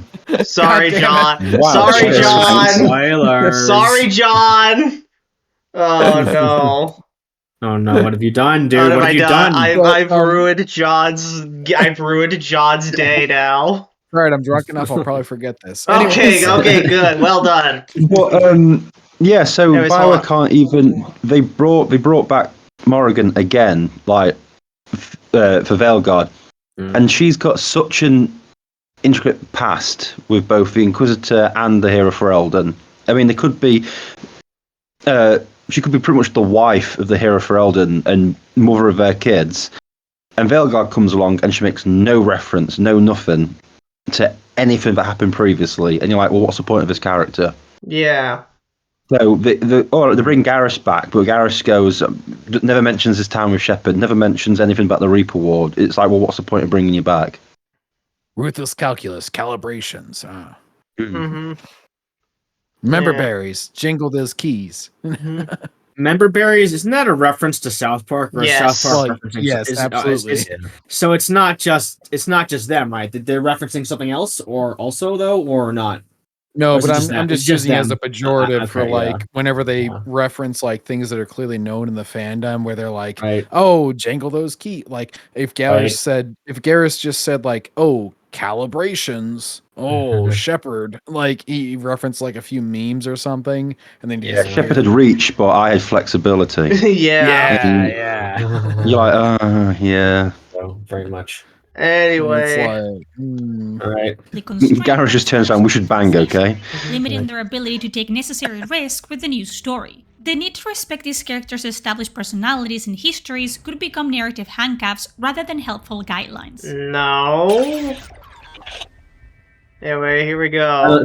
Shadows that linger. Let's Here go. we go, Noah. This is what you were on Sounds about. like- Noah, this is what you were on about, that the Reapers may play a role in the game. Anyway, go on ahead. Okay. Be gone, depending on the ending, their technological remnants and influence could continue to affect the galaxy in profound ways. Right. From abandoned Reaper corpses being studied by various factions to lingering indoctrination effects in survivors, the ancient machine's shadow could stretch far beyond their physical presence. Perhaps isolated groups begin worshipping the Reapers as gods. Maybe Reaper technology, imperfectly understood, leads to new disasters when misused. Or the discovery of previously unknown Reaper artifacts could reveal deeper truths about their origins. It's just that in the canon ending that I consider to be canon, that it probably is, the one where you have Shepard breathing at the end, and the Reapers have been destroyed, you would think they're only just their technology is dead and it's like sitting in the ocean, or it's just sitting in ruins. It's in ruin, you know? So like maybe someone could find a way to repair a Reaper, and I don't know. Well, and much like the DLC of the Leviathans, Right. it's like maybe you could have it as a side mission that some faction revives the Reaper technology and worships or them they're as gods. worshipping them as gods, yeah, like They that. could be like secondary antagonists, like Cerberus, yeah. It Like not probably necessarily be like Cerberus again, but just a whole like similar role that Cerberus had. Well, now that I think about it, what I really like is to like see them as a side mission, but not like to not to fight them. Maybe like they are just legitimately like they're offline for good and they're just there. They're just in pieces and ruin. And there's just and there's these crazies worshipping them. No, well, either that or like it's someone like they're studying them, or like what they are, what you know, what their technology. If they're just like you could be like, it could be like you've gone back in time almost to a time when no one understands this kind of technology because it's like a different setting almost. It's almost like you went back in time instead of forward because so many things got reset and so many civilizations were destroyed from the Reapers. The last game. Someone repowering like one of their cores and it starts to but it doesn't know that like the rest of the Reapers have fallen. That would fit. That would make sense. Yeah. And it's like you know what would happen, like, oh, it doesn't know that it like wants us to wipe out all organic life or something, and it's like, but wait, it doesn't know that the rest of the Reapers failed, and that this is a whole new cycle and everything. Like we're just a crazy little contingent here on the fringe of the galaxy or something. That was what it would. That's almost what it would have to be, where it would be like somewhere on the fringes, and that would like make the most sense to me in a sequel. After what happened at the end of 3, it depending on your ending, but like the one where you would destroy the Reapers, obviously that's canon because like that's the whole point of all 3 games. But that would be cool. What would probably happen, and I could see BioWare doing it, is like you say, some sort of like side quest or something like that, where someone tries to restart one, and they'd end up being Harbinger or something. You know. The main one, because obviously A, member berries, and B, I don't think that voice actor's been doing a lot recently, so you might need a paycheck. So that could be what it would, but it's sort of going down the route of what happened with the Gears of War games, where they ended the threat of the Locust and then just like kept it going, and then they got worse and worse. So I don't know. I don't know. It just feels like it could be done, but the way that Bioware writes stuff, I can just see them making the Reapers the main threat all over again, or just which really doesn't make sense because they're supposed to have been wiped out after, if you did that. It would destroy the original trilogy, quite frankly. It would. If you make them just like, oh, nothing Shepard did matter, now you have to stop the Reapers for real this time. No, for real. Don't. I hate like when sequels do that. Like they do stuff, make it feel like you didn't do anything, you didn't accomplish anything, completely meaningless. Like, it's like it's just like I hate. Go on. Sorry. I just hate when sequels do. Like the thing about making it making a sequel is hard because you need to be able to continue the legacy of the original and basically continue the legacy of the original while still being its own thing. And just the worst thing you could do is make retcons or do things that basically modify the original, because then that basically means that your enjoyment of all the feelings of watching the original is completely pointless. Like with Blues Brothers, for example. Like with Blues Brothers 2000, for example, the orphanage ended up going bankrupt anyway, so what's the point of the original? So everything Elwood and Taken Elwood did was completely in vain. I mean, there's several other reasons Blues Brothers 2000 sucks, but that's a pretty big one. It just falls into the pitfall of no permanence, no stakes. Right. I It's completely forgot that film existed. What's pissing me off is more often than not, when they do this stuff, it's only so they can just reset everything back to square one and basically repeat the original. Mm. Yeah. The thing with sequels is, and I've always said this, if the original has a definitive ending, there's no point trying a sequel. There's no point, because like you say, you just end up resetting and making the original meaningless. And this is where if you want to do a sequel, you have to plan ahead, which is what Mass Effect was supposed to be. It's supposed to be a trilogy, so you get 3 games. There'd be a sequel, Mass Effect 2, Mass Effect 3. The issue is they wrote themselves into such a corner with Mass Effect 3 because they were just ending it. Obviously, they ended it badly. But now all this just feels like, I don't know, any way they go makes the trilogy meaningless. Right. Because you've got to somehow make another threat after the Reapers that's as important. And you're just sort of thinking, well, what was the point of even fighting the Reapers if this thing was going to happen? Yeah, it's a challenge, and that's why a lot of people avoid it, where they're like, we just want to reset. It's like, no, it's a soft reboot, isn't it? Don't reset. Make the previous thing matter while maybe introducing a new threat, or maybe just introducing a different kind of threat. And that's where the Civil War comes in, where it's like, now we've gone through the whole Reaper conflict, but guess what? Conflict still exists. And so we're going to go ahead and deal with that. And besides Hawk, there's one thing that's worse than a soft reboot. Which is a hard reboot. And that way they have free license to repeat everything over and over again. Force Awakens. Yeah. No, that was a soft reboot, John. Anyway. Moving on. I'm gonna hit play one more time. Everything we thought we knew about these ancient adversaries. Alright, here we go. A post-Reaper galaxy would likely witness a technological gold rush as various factions scramble to secure and understand Reaper technology. This creates natural conflict scenarios without requiring a new existential threat. Corporate interests, military powers, and scientific organizations would all compete for these dangerous but valuable artifacts, laying the groundwork for compelling storytelling. Characters would face difficult questions about whether to destroy, study, or utilize Reaper technology, creating moral complexity consistent with the Mass Effect's thematic foundations. What price is acceptable for progress? How can we use the tools of our enemies without becoming like them? These ethical dilemmas could provide rich territory for meaningful player choices. The psychological impact of indoctrination could create haunting storylines about lingering trauma long after the war's end.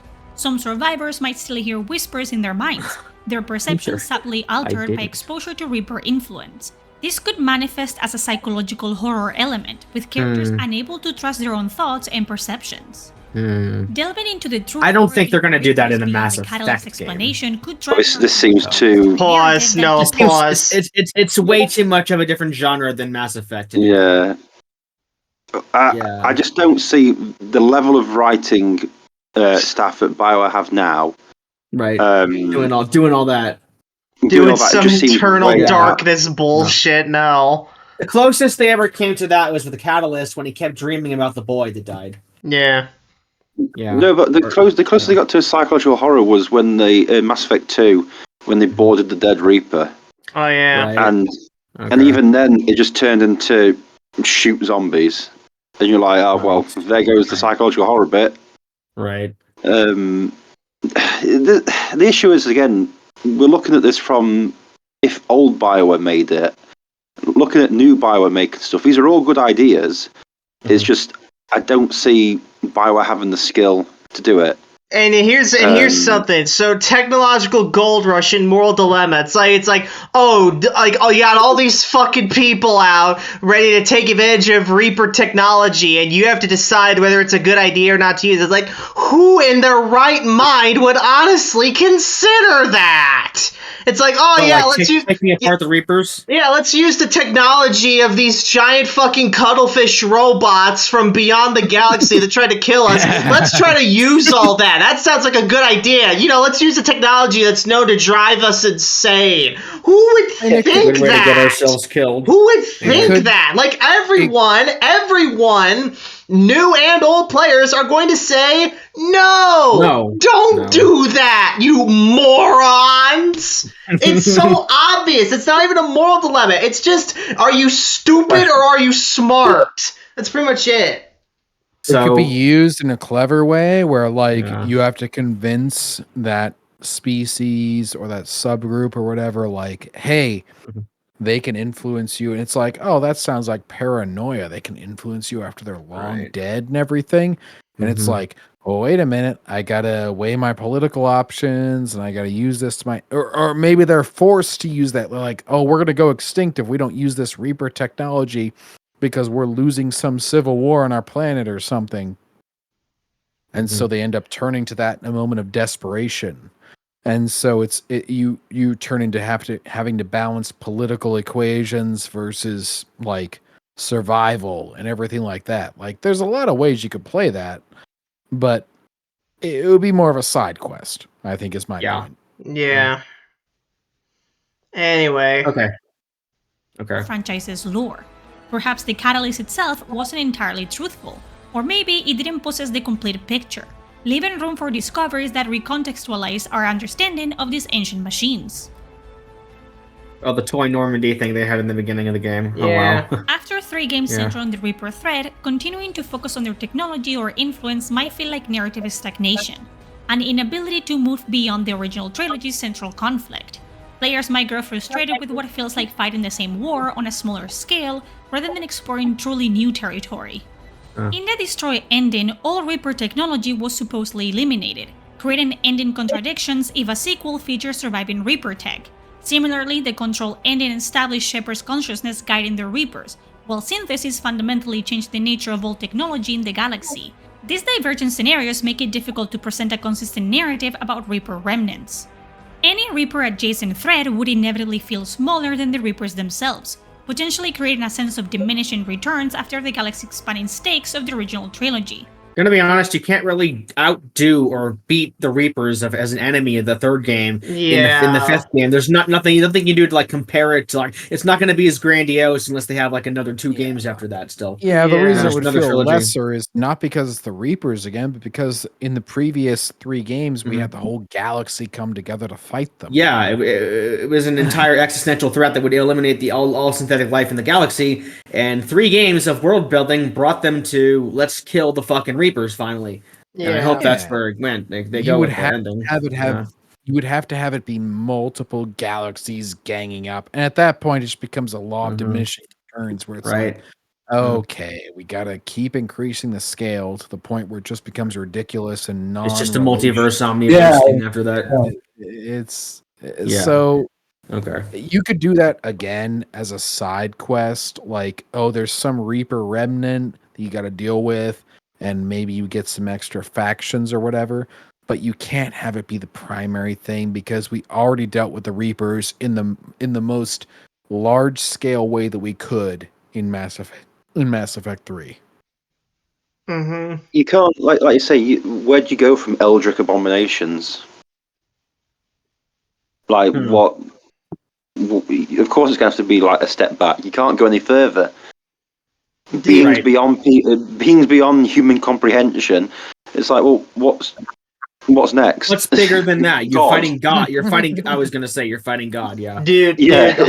Hawk. There's legit a Mass Effect fan fiction. It's like, it's literally like the Reapers are on the run from this other being called the Outsider, and the Outsider is like more powerful than like 1,000,000 Reapers combined or some bullshit like that. Then it becomes Dragon Ball. Isn't that a character in Marvel Comics? The Outsider is in Marvel Comics. The Beyonder, the Beyonder. No, there's also the Outsider though, right? I'm not familiar with the Outsider. I don't even know. Maybe you're right. Maybe I know the Beyonder exists. Yeah. I don't know. Anyway, what I said is right. I'm just saying God +1. Yes. Yeah. Damn. Okay. Damn, son. You've killed God, Shepard. Now here's Daniel. God I haven't said squared. Yeah. Anyway. Okay, let's following an existential threat with Reaper technology in their own hands risks feeling anticlimactic regardless of how well it's executed. Many players might simply be ready to move on entirely from the Reapers, preferring to explore new aspects of the Mass Effect universe rather than continuing to deal with the fallout of the same antagonistic force. Fresh horizons might be more appealing than revisiting familiar shadows, no matter how those shadows have evolved. Here we go. Hang on. Perhaps new galaxies. Okay. Yeah, here we go. Another theory about multiple galaxies. Now. Yeah, here we go. This approach would be probably has to do with Andromeda. Andromeda narratives. Yeah, I knew it. Creating a unified story that spans both galaxies. To do with Andromeda. This could involve the restoration of intergalactic communication or travel, the arrival of Andromeda Initiative colonists back in the Milky Way, or the discovery of a thread that spans both galactic theaters. This approach would not only resolve the somewhat abandoned storyline of Mass Effect Andromeda, but could create a truly epic scope for the franchise's future. A narrative canvas encompassing two entire galaxies and civilizations developing along different evolutionary paths. Why it could work. Okay, let's go with why it could work. Connecting Andromeda to the main trilogy would give BioWare a chance for narrative reconciliation, integrating the spin-off story elements into the broader franchise in a way that might redeem its mixed reception. The abandoned plotlines involving the Ked, the remnant technology... Don't worry I don't know who that is. I don't know who the Ked are. They're the main antagonists of Andromeda. The problem is, I don't think anybody played Andromeda or knows anything about the game. And it's like, it's terrible to reconcile and resolve everything from a failed Mass Effect 4 like a spin-off. Like, if Mass Effect 5 makes me want to play Andromeda, that would be a feat. So is like Mass Effect 4 like basically like a spin-off that's set in the same universe? Mass Effect 4 is Andromeda, and yes, it's essentially a spin-off, yes. Yeah, so if Mass Effect, the newest Mass Effect that will come out makes me want to go back and play Andromeda, I'm gonna be fucking happy. That makes me feel good about a game. You know, it makes me want to play the other games, which nobody wanted to play. I mean, honestly, I hope it I honestly hope it doesn't get into more culture war stuff because because between like the Sweet Baby Inc. stuff and the Assassin's Creed stuff, and not to mention the Last of Us TV show coming out. I am so freaking exhausted with the constant culture war scandals and drama. Like, get a break, please. I'm tired. I already have tons of other stuff I need to do. I don't need to constantly. You're hoping that BioWare, an incredibly left-wing, politically active company won't get involved in culture war. I've got something to tell you. Like, you're not gonna be satisfied with the results. There's shit that comes out that has nothing to do with the culture war, like Monster Hunter Wilds came out. Nobody gave any culture war shit with that because it was just a good game, and it's an inherently good game. It's everyone loves it. To be involved in this. Yeah, but that's because the game company went, oh yeah, we're a game company, not a political activist organization. Right. Bioware is a political we're not organization. PETA or CISA or CISPA, whatever the fuck it's called. We're not PETA. We're not comparing shit like that. Yeah. But that's one of the main issues is how do you separate, like you say, if Bioware just made games, yeah, that'd be great, but they can't. Because that's not the goal of the company anymore. Mass Effect 2 was not apolitical, but it certainly was not in the culture war. And I realized that was like pre-TDS and everything. That feels like a different I miss era the now. days when people just made games for the sake of having good fun, and now they make it about live service and microtransactions and political things like the politics. Like it just has to be like, oh, we hired these people because they're black lesbians and and they they're so creative with their input and like there's so much diversity in them and like that's ruining gaming, to be honest. And I definitely completely agree. Like, right. And thankfully there are some gems. Like there are some gems if you manage to look. Like, Thank Goodness You're Here is one of my favorite games of last year. It's just a genuinely fun, silly little like adventure game with great British humor, no politics. It's just a genuinely really fun game with a ton to explore. Like, and there's tons of other games like that. I want there to be more of that. Like, I hope Mass Effect 5 can live up to that. That's probably not going to happen. I do too. It's like, and they don't have to be scared of politics in their story. Mass Effect 2, Mass Effect 1 had a lot of politics as far as involving the galaxy and everything. The thing is, like, it's so easy. Like, people act like it's a difficult thing to, like, oh, we got to separate our real world politics from our... No. Mass Effect 2 had way more intricate, way more interesting, and even the Star Wars Expanded Universe, which I've been reading now, it's got a ton of political ramifications and everything. It's so easy to avoid. What it is it's a laziness if you're just drawing direct allegories to real world politics because you can't come up with anything on your own. Don't you see, John? It was ripped from the headlines, you see? Yeah.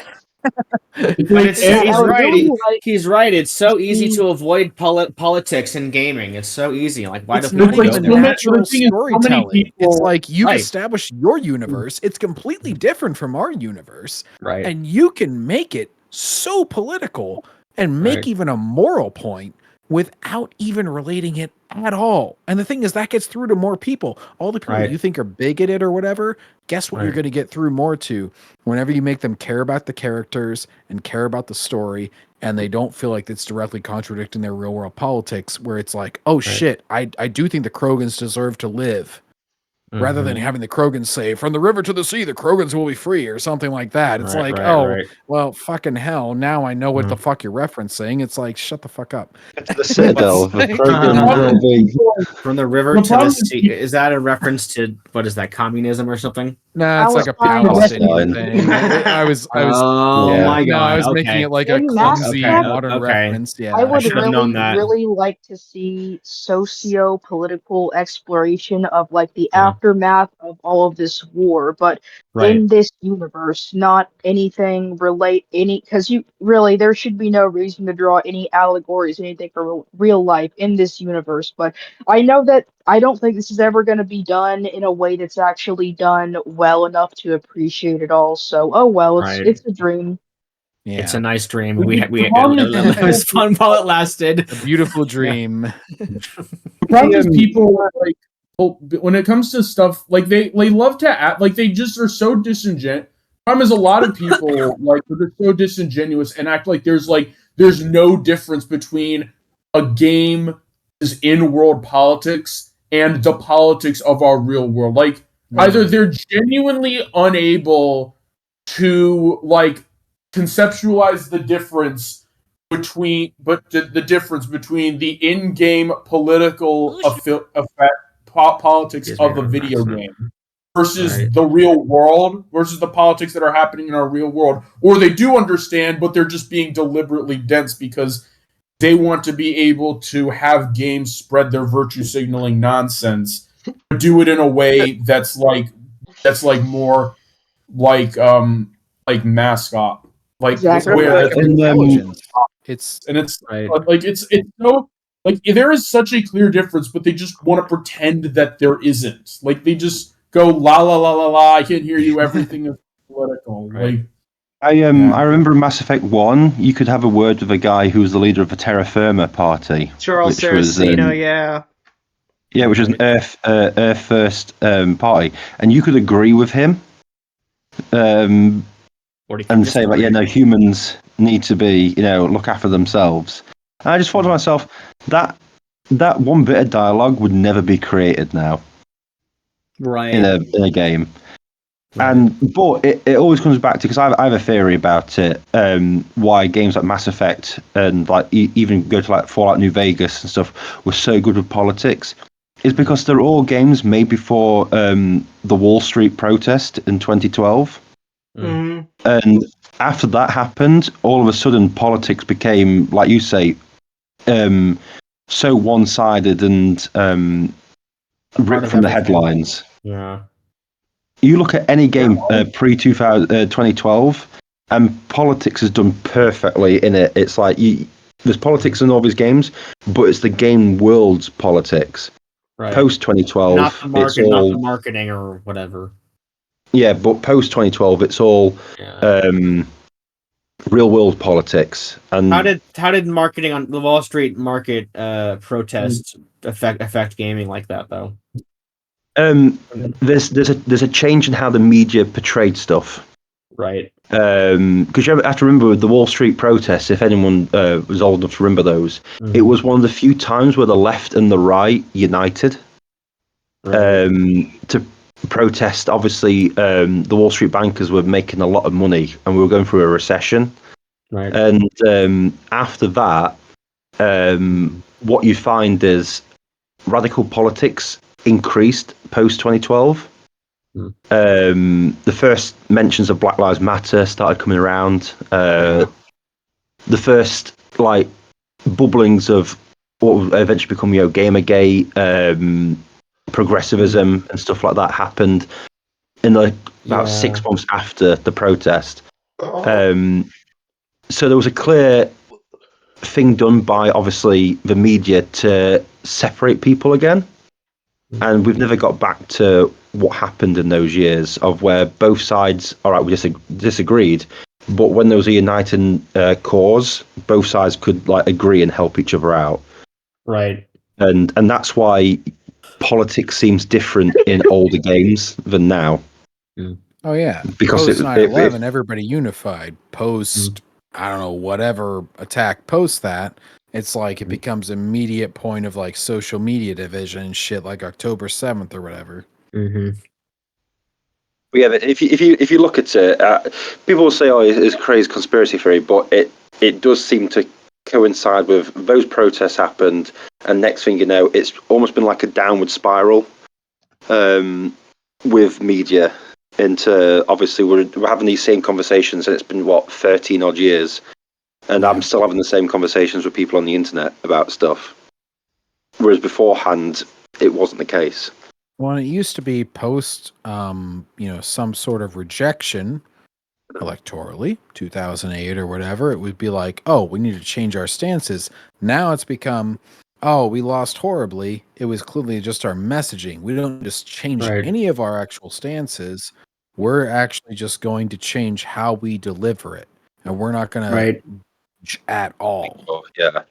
And so it becomes this stubbornness where it's like, no, our ideals are okay because I've already put my ideals online and on social media and everything. So I would look like an idiot if I changed them now. So now I'm going to double down, and it's just become where I got to wait for my chance. Yeah. Okay, I'm gonna hit play again. Mm-hmm. Yeah. Can I hit play? Okay. Yes, no. I'm gonna hit play. Here we We've go. literally got the CIA watching us now, going, "These guys know too much." Yeah. You know too much. Come at me, CIA. I got the holy rubber band gun ready to defend myself. Anyway. I'm just gonna like hey, pull up guys, the like Agent K and Agent J doing the flashy thing, and you forget what you just knew. Mhm, yeah. It's one of those things. Goes, hey guys, we've been invited to a group meeting near the grassy knoll. Yeah, let's all just go there. Anyway, moving on. God. The NSA Alright. knows that we know. Yeah. A larger, more cohesive framework. A story spanning 2 galaxies would provide an appropriately epic scale for a continuation, potentially even surpassing the scope of the Reaper War. The contrast between the recovering Milky Way and the frontier environment of Andromeda could create fascinating narrative juxtapositions, 2 civilizations at different evolutionary stages facing interconnected challenges. Setting part of the story in Andromeda, 600 plus years in the future from the original trilogy, could provide the temporal distance needed to make the divergent endings of Mass Effect 3 less immediately relevant. The passage of centuries and the vast spatial separation could allow writers to acknowledge all endings as historically possible without being directly constrained by their immediate aftermath. Okay, This I'd approach like could that. naturally balance the familiar with the frontier, the known quantities of the Milky Way with the unexplored potential of Andromeda. This combination might appeal simultaneously to longtime fans and those who enjoy the spin-off's focus on exploration and discovery. The mysterious identity and goals of the Andromeda Initiative's benefactor, as well as the nature of the Scorch phenomenon, could be tied back to elements from the original trilogy, creating satisfying narrative connections that enhance both stories. Perhaps the initiative was secretly founded in response to knowledge of the coming Reaper invasion, or maybe the Scourge shares origins with dark energy concerns hinted in earlier games. Yeah, I'm gonna pause it right there. I agree with her general concept of skipping 600 plus years, sure, and even incorporating Andromeda and everything, but I don't think that means you have to make the endings to the original insignificant. Still choose an ending, but also all those challenges that she mentions still exist, even if you choose an ending. It's like we're still going to be separated even with the destruction because we killed the Mass Effect relays. Yeah, and there's a lot of really interesting narrative directions you could take from that, but choose one. Yeah, and hang on, Hawk. And even even we already know Mass Effect 5 is going to be set in the Milky Way. It's like, well, even Andromeda or no Andromeda, they have to pretty much pick one because the 3 end states are so radically different. Anyway, Hawk, what were we going to say? Point about who set up the Andromeda project. It was by people who believe Shepard's warnings about the Reapers. Mm-hmm. So they did actually set that. So that's already been confirmed. Yeah. So I don't know why she said, "Oh, it could be linked to like the questions of why they set up the Andromeda project." It's like, well, it was told people knew the Reapers were coming. I mean, the only real mystery regarding the Initiative's foundation is who the hell the benefactor is. Yeah. I mean, that's really it. So, do you want to know a secret? I know exactly who it is. Hawk is a secret, everybody. Listen up. What is it, Hawk? Let's go. It's the elusive man. Since I he's the only I was just gonna say that. I was just gonna say, is it the elusive man? What was it? What's your proof? Where's your proof, Hawk? But by the fact that the only person who could fund the entire project and who believed Shepard's warning was the elusive man. True, yeah. He actually couldn't because the price of cigarettes in the future is far more than you realize. No, yeah. The guy in 6 months created a navy that could rival the entire galaxy. Cigarettes mean nothing to it. Yeah. Shepard. There's another thing they might as well canonize. They might as well canonize the fact that Shepard gave the collector base to the elusive man, because there's no way in hell he could have done that without all the collector tech. Anyway, moving on. Okay. Yep. Why it couldn't work again. Trying to service both galactic settings might result in narrative dilution, with neither receiving enough development to feel fully realized. This split focus could undermine the depth that made the original trilogy so compelling, creating a story that feels scattered rather than cohesive. Mass Effect Andromeda received mixed reviews from fans and critics alike. Building upon its foundation, risks inheriting some of its perceived narrative weaknesses, from less compelling companions to storytelling that's somewhat less nuanced than the original trilogy. Actually, hang on. No, pause. That's not an inherent weakness with Mass Effect Andromeda. That's an inherent weakness with BioWare, just getting worse over the years. This is true. This is true. So far, all her points have been like, this could work, but BioWare's rubbish at writing. It's like, yes. Okay, great. Thanks. Yeah, the main reason people buy their games, yeah. Right. I think at that point you just have to accept it, that some of these ideas, it could be good, or you could say some are good, but, well, you know what you're going to get the studio, so, I mean, if you want to talk about the ideas you think are good, just talk about them. There's literally no way in hell that all of this is going to happen in just the next game. It might be like spanned across a few games if they have a few Probably, more. yeah. Anyway. If BioWare doesn't get dissolved and filed for Chapter 11 before Mass Effect 6. Yeah. Or get bought by Tencent like Ubisoft. Yeah. Right. Again, it's one of those things like we're saying to each other. It's like, yeah, if these are good theories, we can talk about them, and then we go, yeah, but it's BioWare. Like, Well, it took us 2.5. You realize that was 2.5 hours of 30 minutes. Yeah. Anyway. Hey, that's not too bad. The last time I was on here, we had a 4-hour one. I mean, we did like 3.5 hours on an Anthony video. I think the longest video on my channel I think is like 4.5 hours. Oh my god! Anyway, I can only imagine who you did that on that time. Probably Ann. Anyway, moving on. Probably, yeah. Okay. Depth players expect from Mass Effect would present enormous development challenges, potentially forcing compromises in other areas of the game. The technical resources required to build two convincing galactic environments might stretch even modern hardware to its They don't limits. have to set it in two different galaxies. They can just have it be set in one. That's enough. That's all people are asking for. More points of the galaxies are going to collide. Like, obviously. I was gonna say that in billions of years they're going to collide with each other. So yes. I find it funny that every time I think something, either Hawk or fucking John says it first before I can say it. They're mind readers. Anyway, right? They're cheating. Galaxies, especially given the differences in timeline, could create significant narrative complexity that might confuse or alienate players. What? Explaining how events I don't think so. Can I hear that again? The connection between galaxies, especially given the differences in timeline, could create significant narrative complexity that might confuse or alienate players. Explaining how events 600 plus years apart and 2.5 million light years distant influence each other would require careful writing to avoid feeling contrived or confusing. Okay. Players who didn't enjoy Mass Effect Andromeda might experience investment reluctance in a story that draws heavily from it. The emotional baggage associated with the spin-off could create resistance to plot elements that reference or build upon its foundation. Wow, it's almost like they should do it. Yeah, again, I would really like it if Mass Effect 5 would make me want to go and pick up Mass Effect Andromeda in a positive way and make me feel like I need to know more about what happened, what they're talking about. I don't get it because it's a spin-off and I didn't want it and I didn't listen or didn't play it. Well, no, as someone who's never played Andromeda, I would not mind at all if they integrated some story components or something. Yeah, that would make me want to go back and play Andromeda. That would be cool. Yeah, that's they would be making money that way. That would, yeah. Okay, playing it. Regardless of how well these elements are integrated into the new narrative. The fundamental challenge on way forward. Okay, as we have explored these potential paths for Mass Effect 5, a fundamental truth emerges. BioWare faces perhaps the most daunting sequel development challenge in gaming history. The Mass Effect trilogy wasn't merely a story.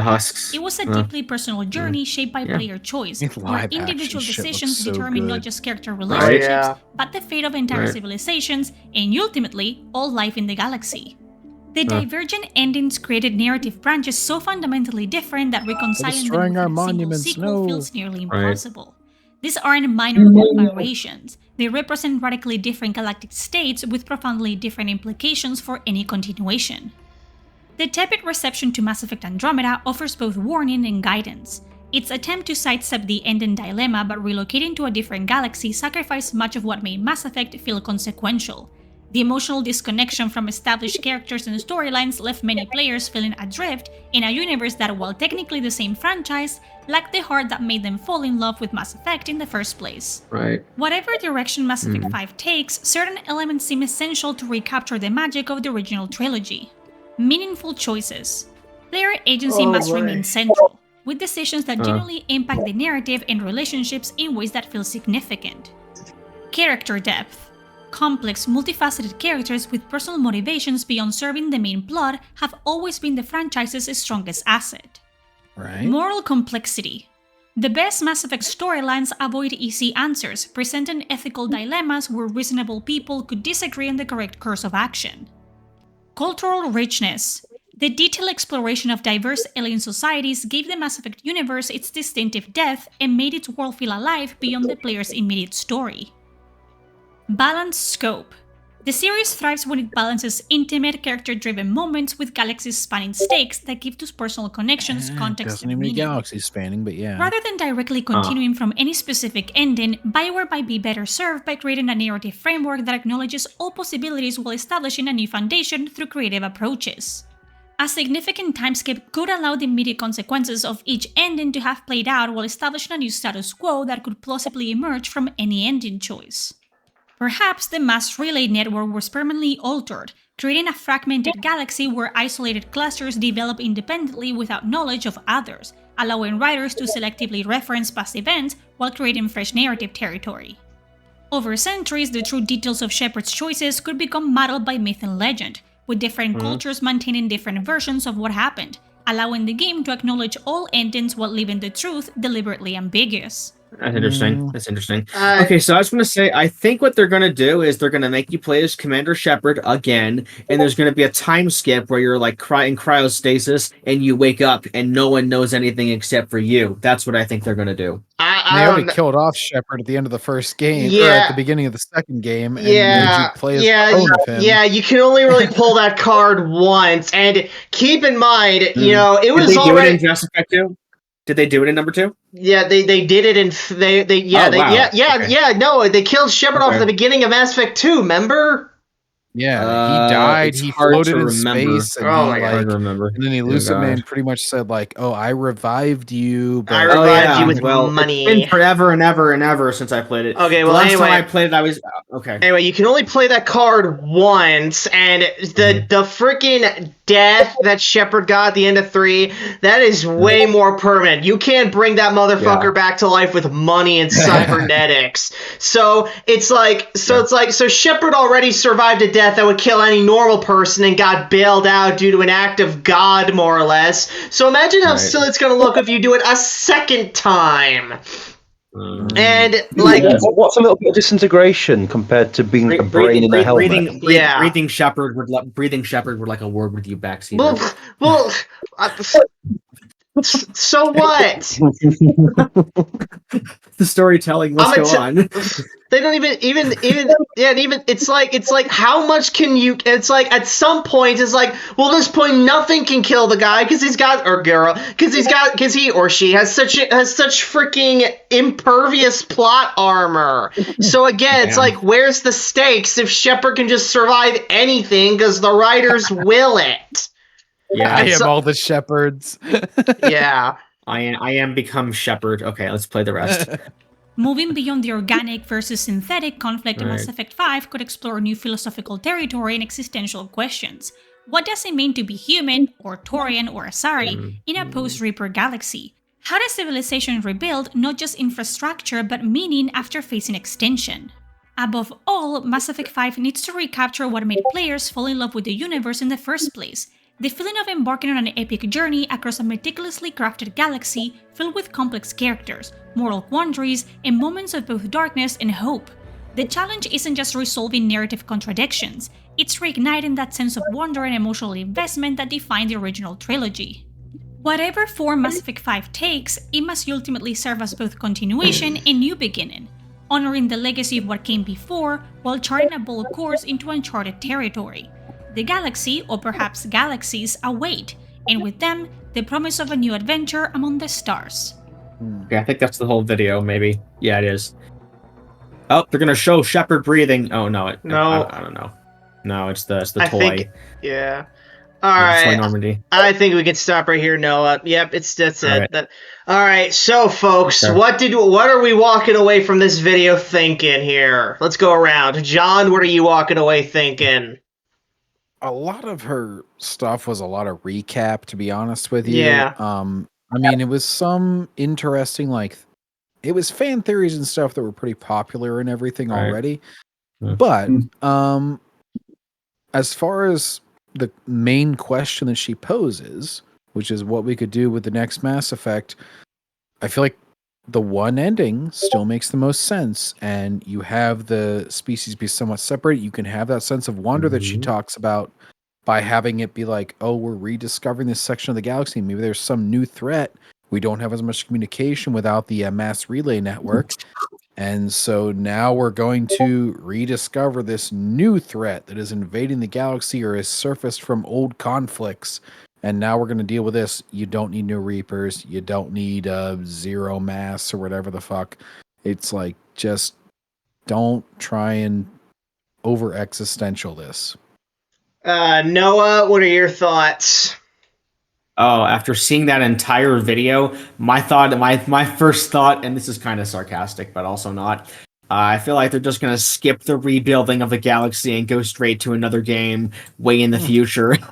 That would be such a disappointment after having this whole video. Jeremy? I mean, honestly, I'm not sure. I definitely don't think the first one, but honestly, aside from that, I honestly don't really have any. Hawk? I don't really know what's gonna happen. I was just joking. Hawk? Yeah. Right. For the video, there were some good theories. It's just you're relaying them to BioWare, so it's not going to happen. My truthful thinking is this: we're going to spend the next year, maybe a year and a half, theorizing about Mass Effect 5, and then we'll be told it's being cancelled and BioWare's closing down or being merged with a different company. Didn't I say something about filing for Chapter 11 not 10 minutes ago? Luck Pup, last but not least, what do you think? So, firstly, I think this video kind of highlights why the first two theories, the dream thing and the dark matter, well, not just don't work, but are stupid. However, I think that it'd actually be best for them to have a time skip. I think that they're gonna do a big one if they end up releasing this game in any sort of timely manner. I'm saying timely because if it ends up being way out in the future, a lot of stuff could change. Like another 10 years, yeah. Yeah, I think this kind of video, like, it's really trying hard to make the first two theories sound just as credible as the others, but no, it's stupid. We know that. Yeah. Right. Well, we've been going at this for 2.5 hours, so if you guys enjoyed this video, please give it a thumbs up, comment below if you thought of it, subscribe if you want more videos like this, and we'll see you guys next time in the backseat. Take care. Take care. Peace. Bye.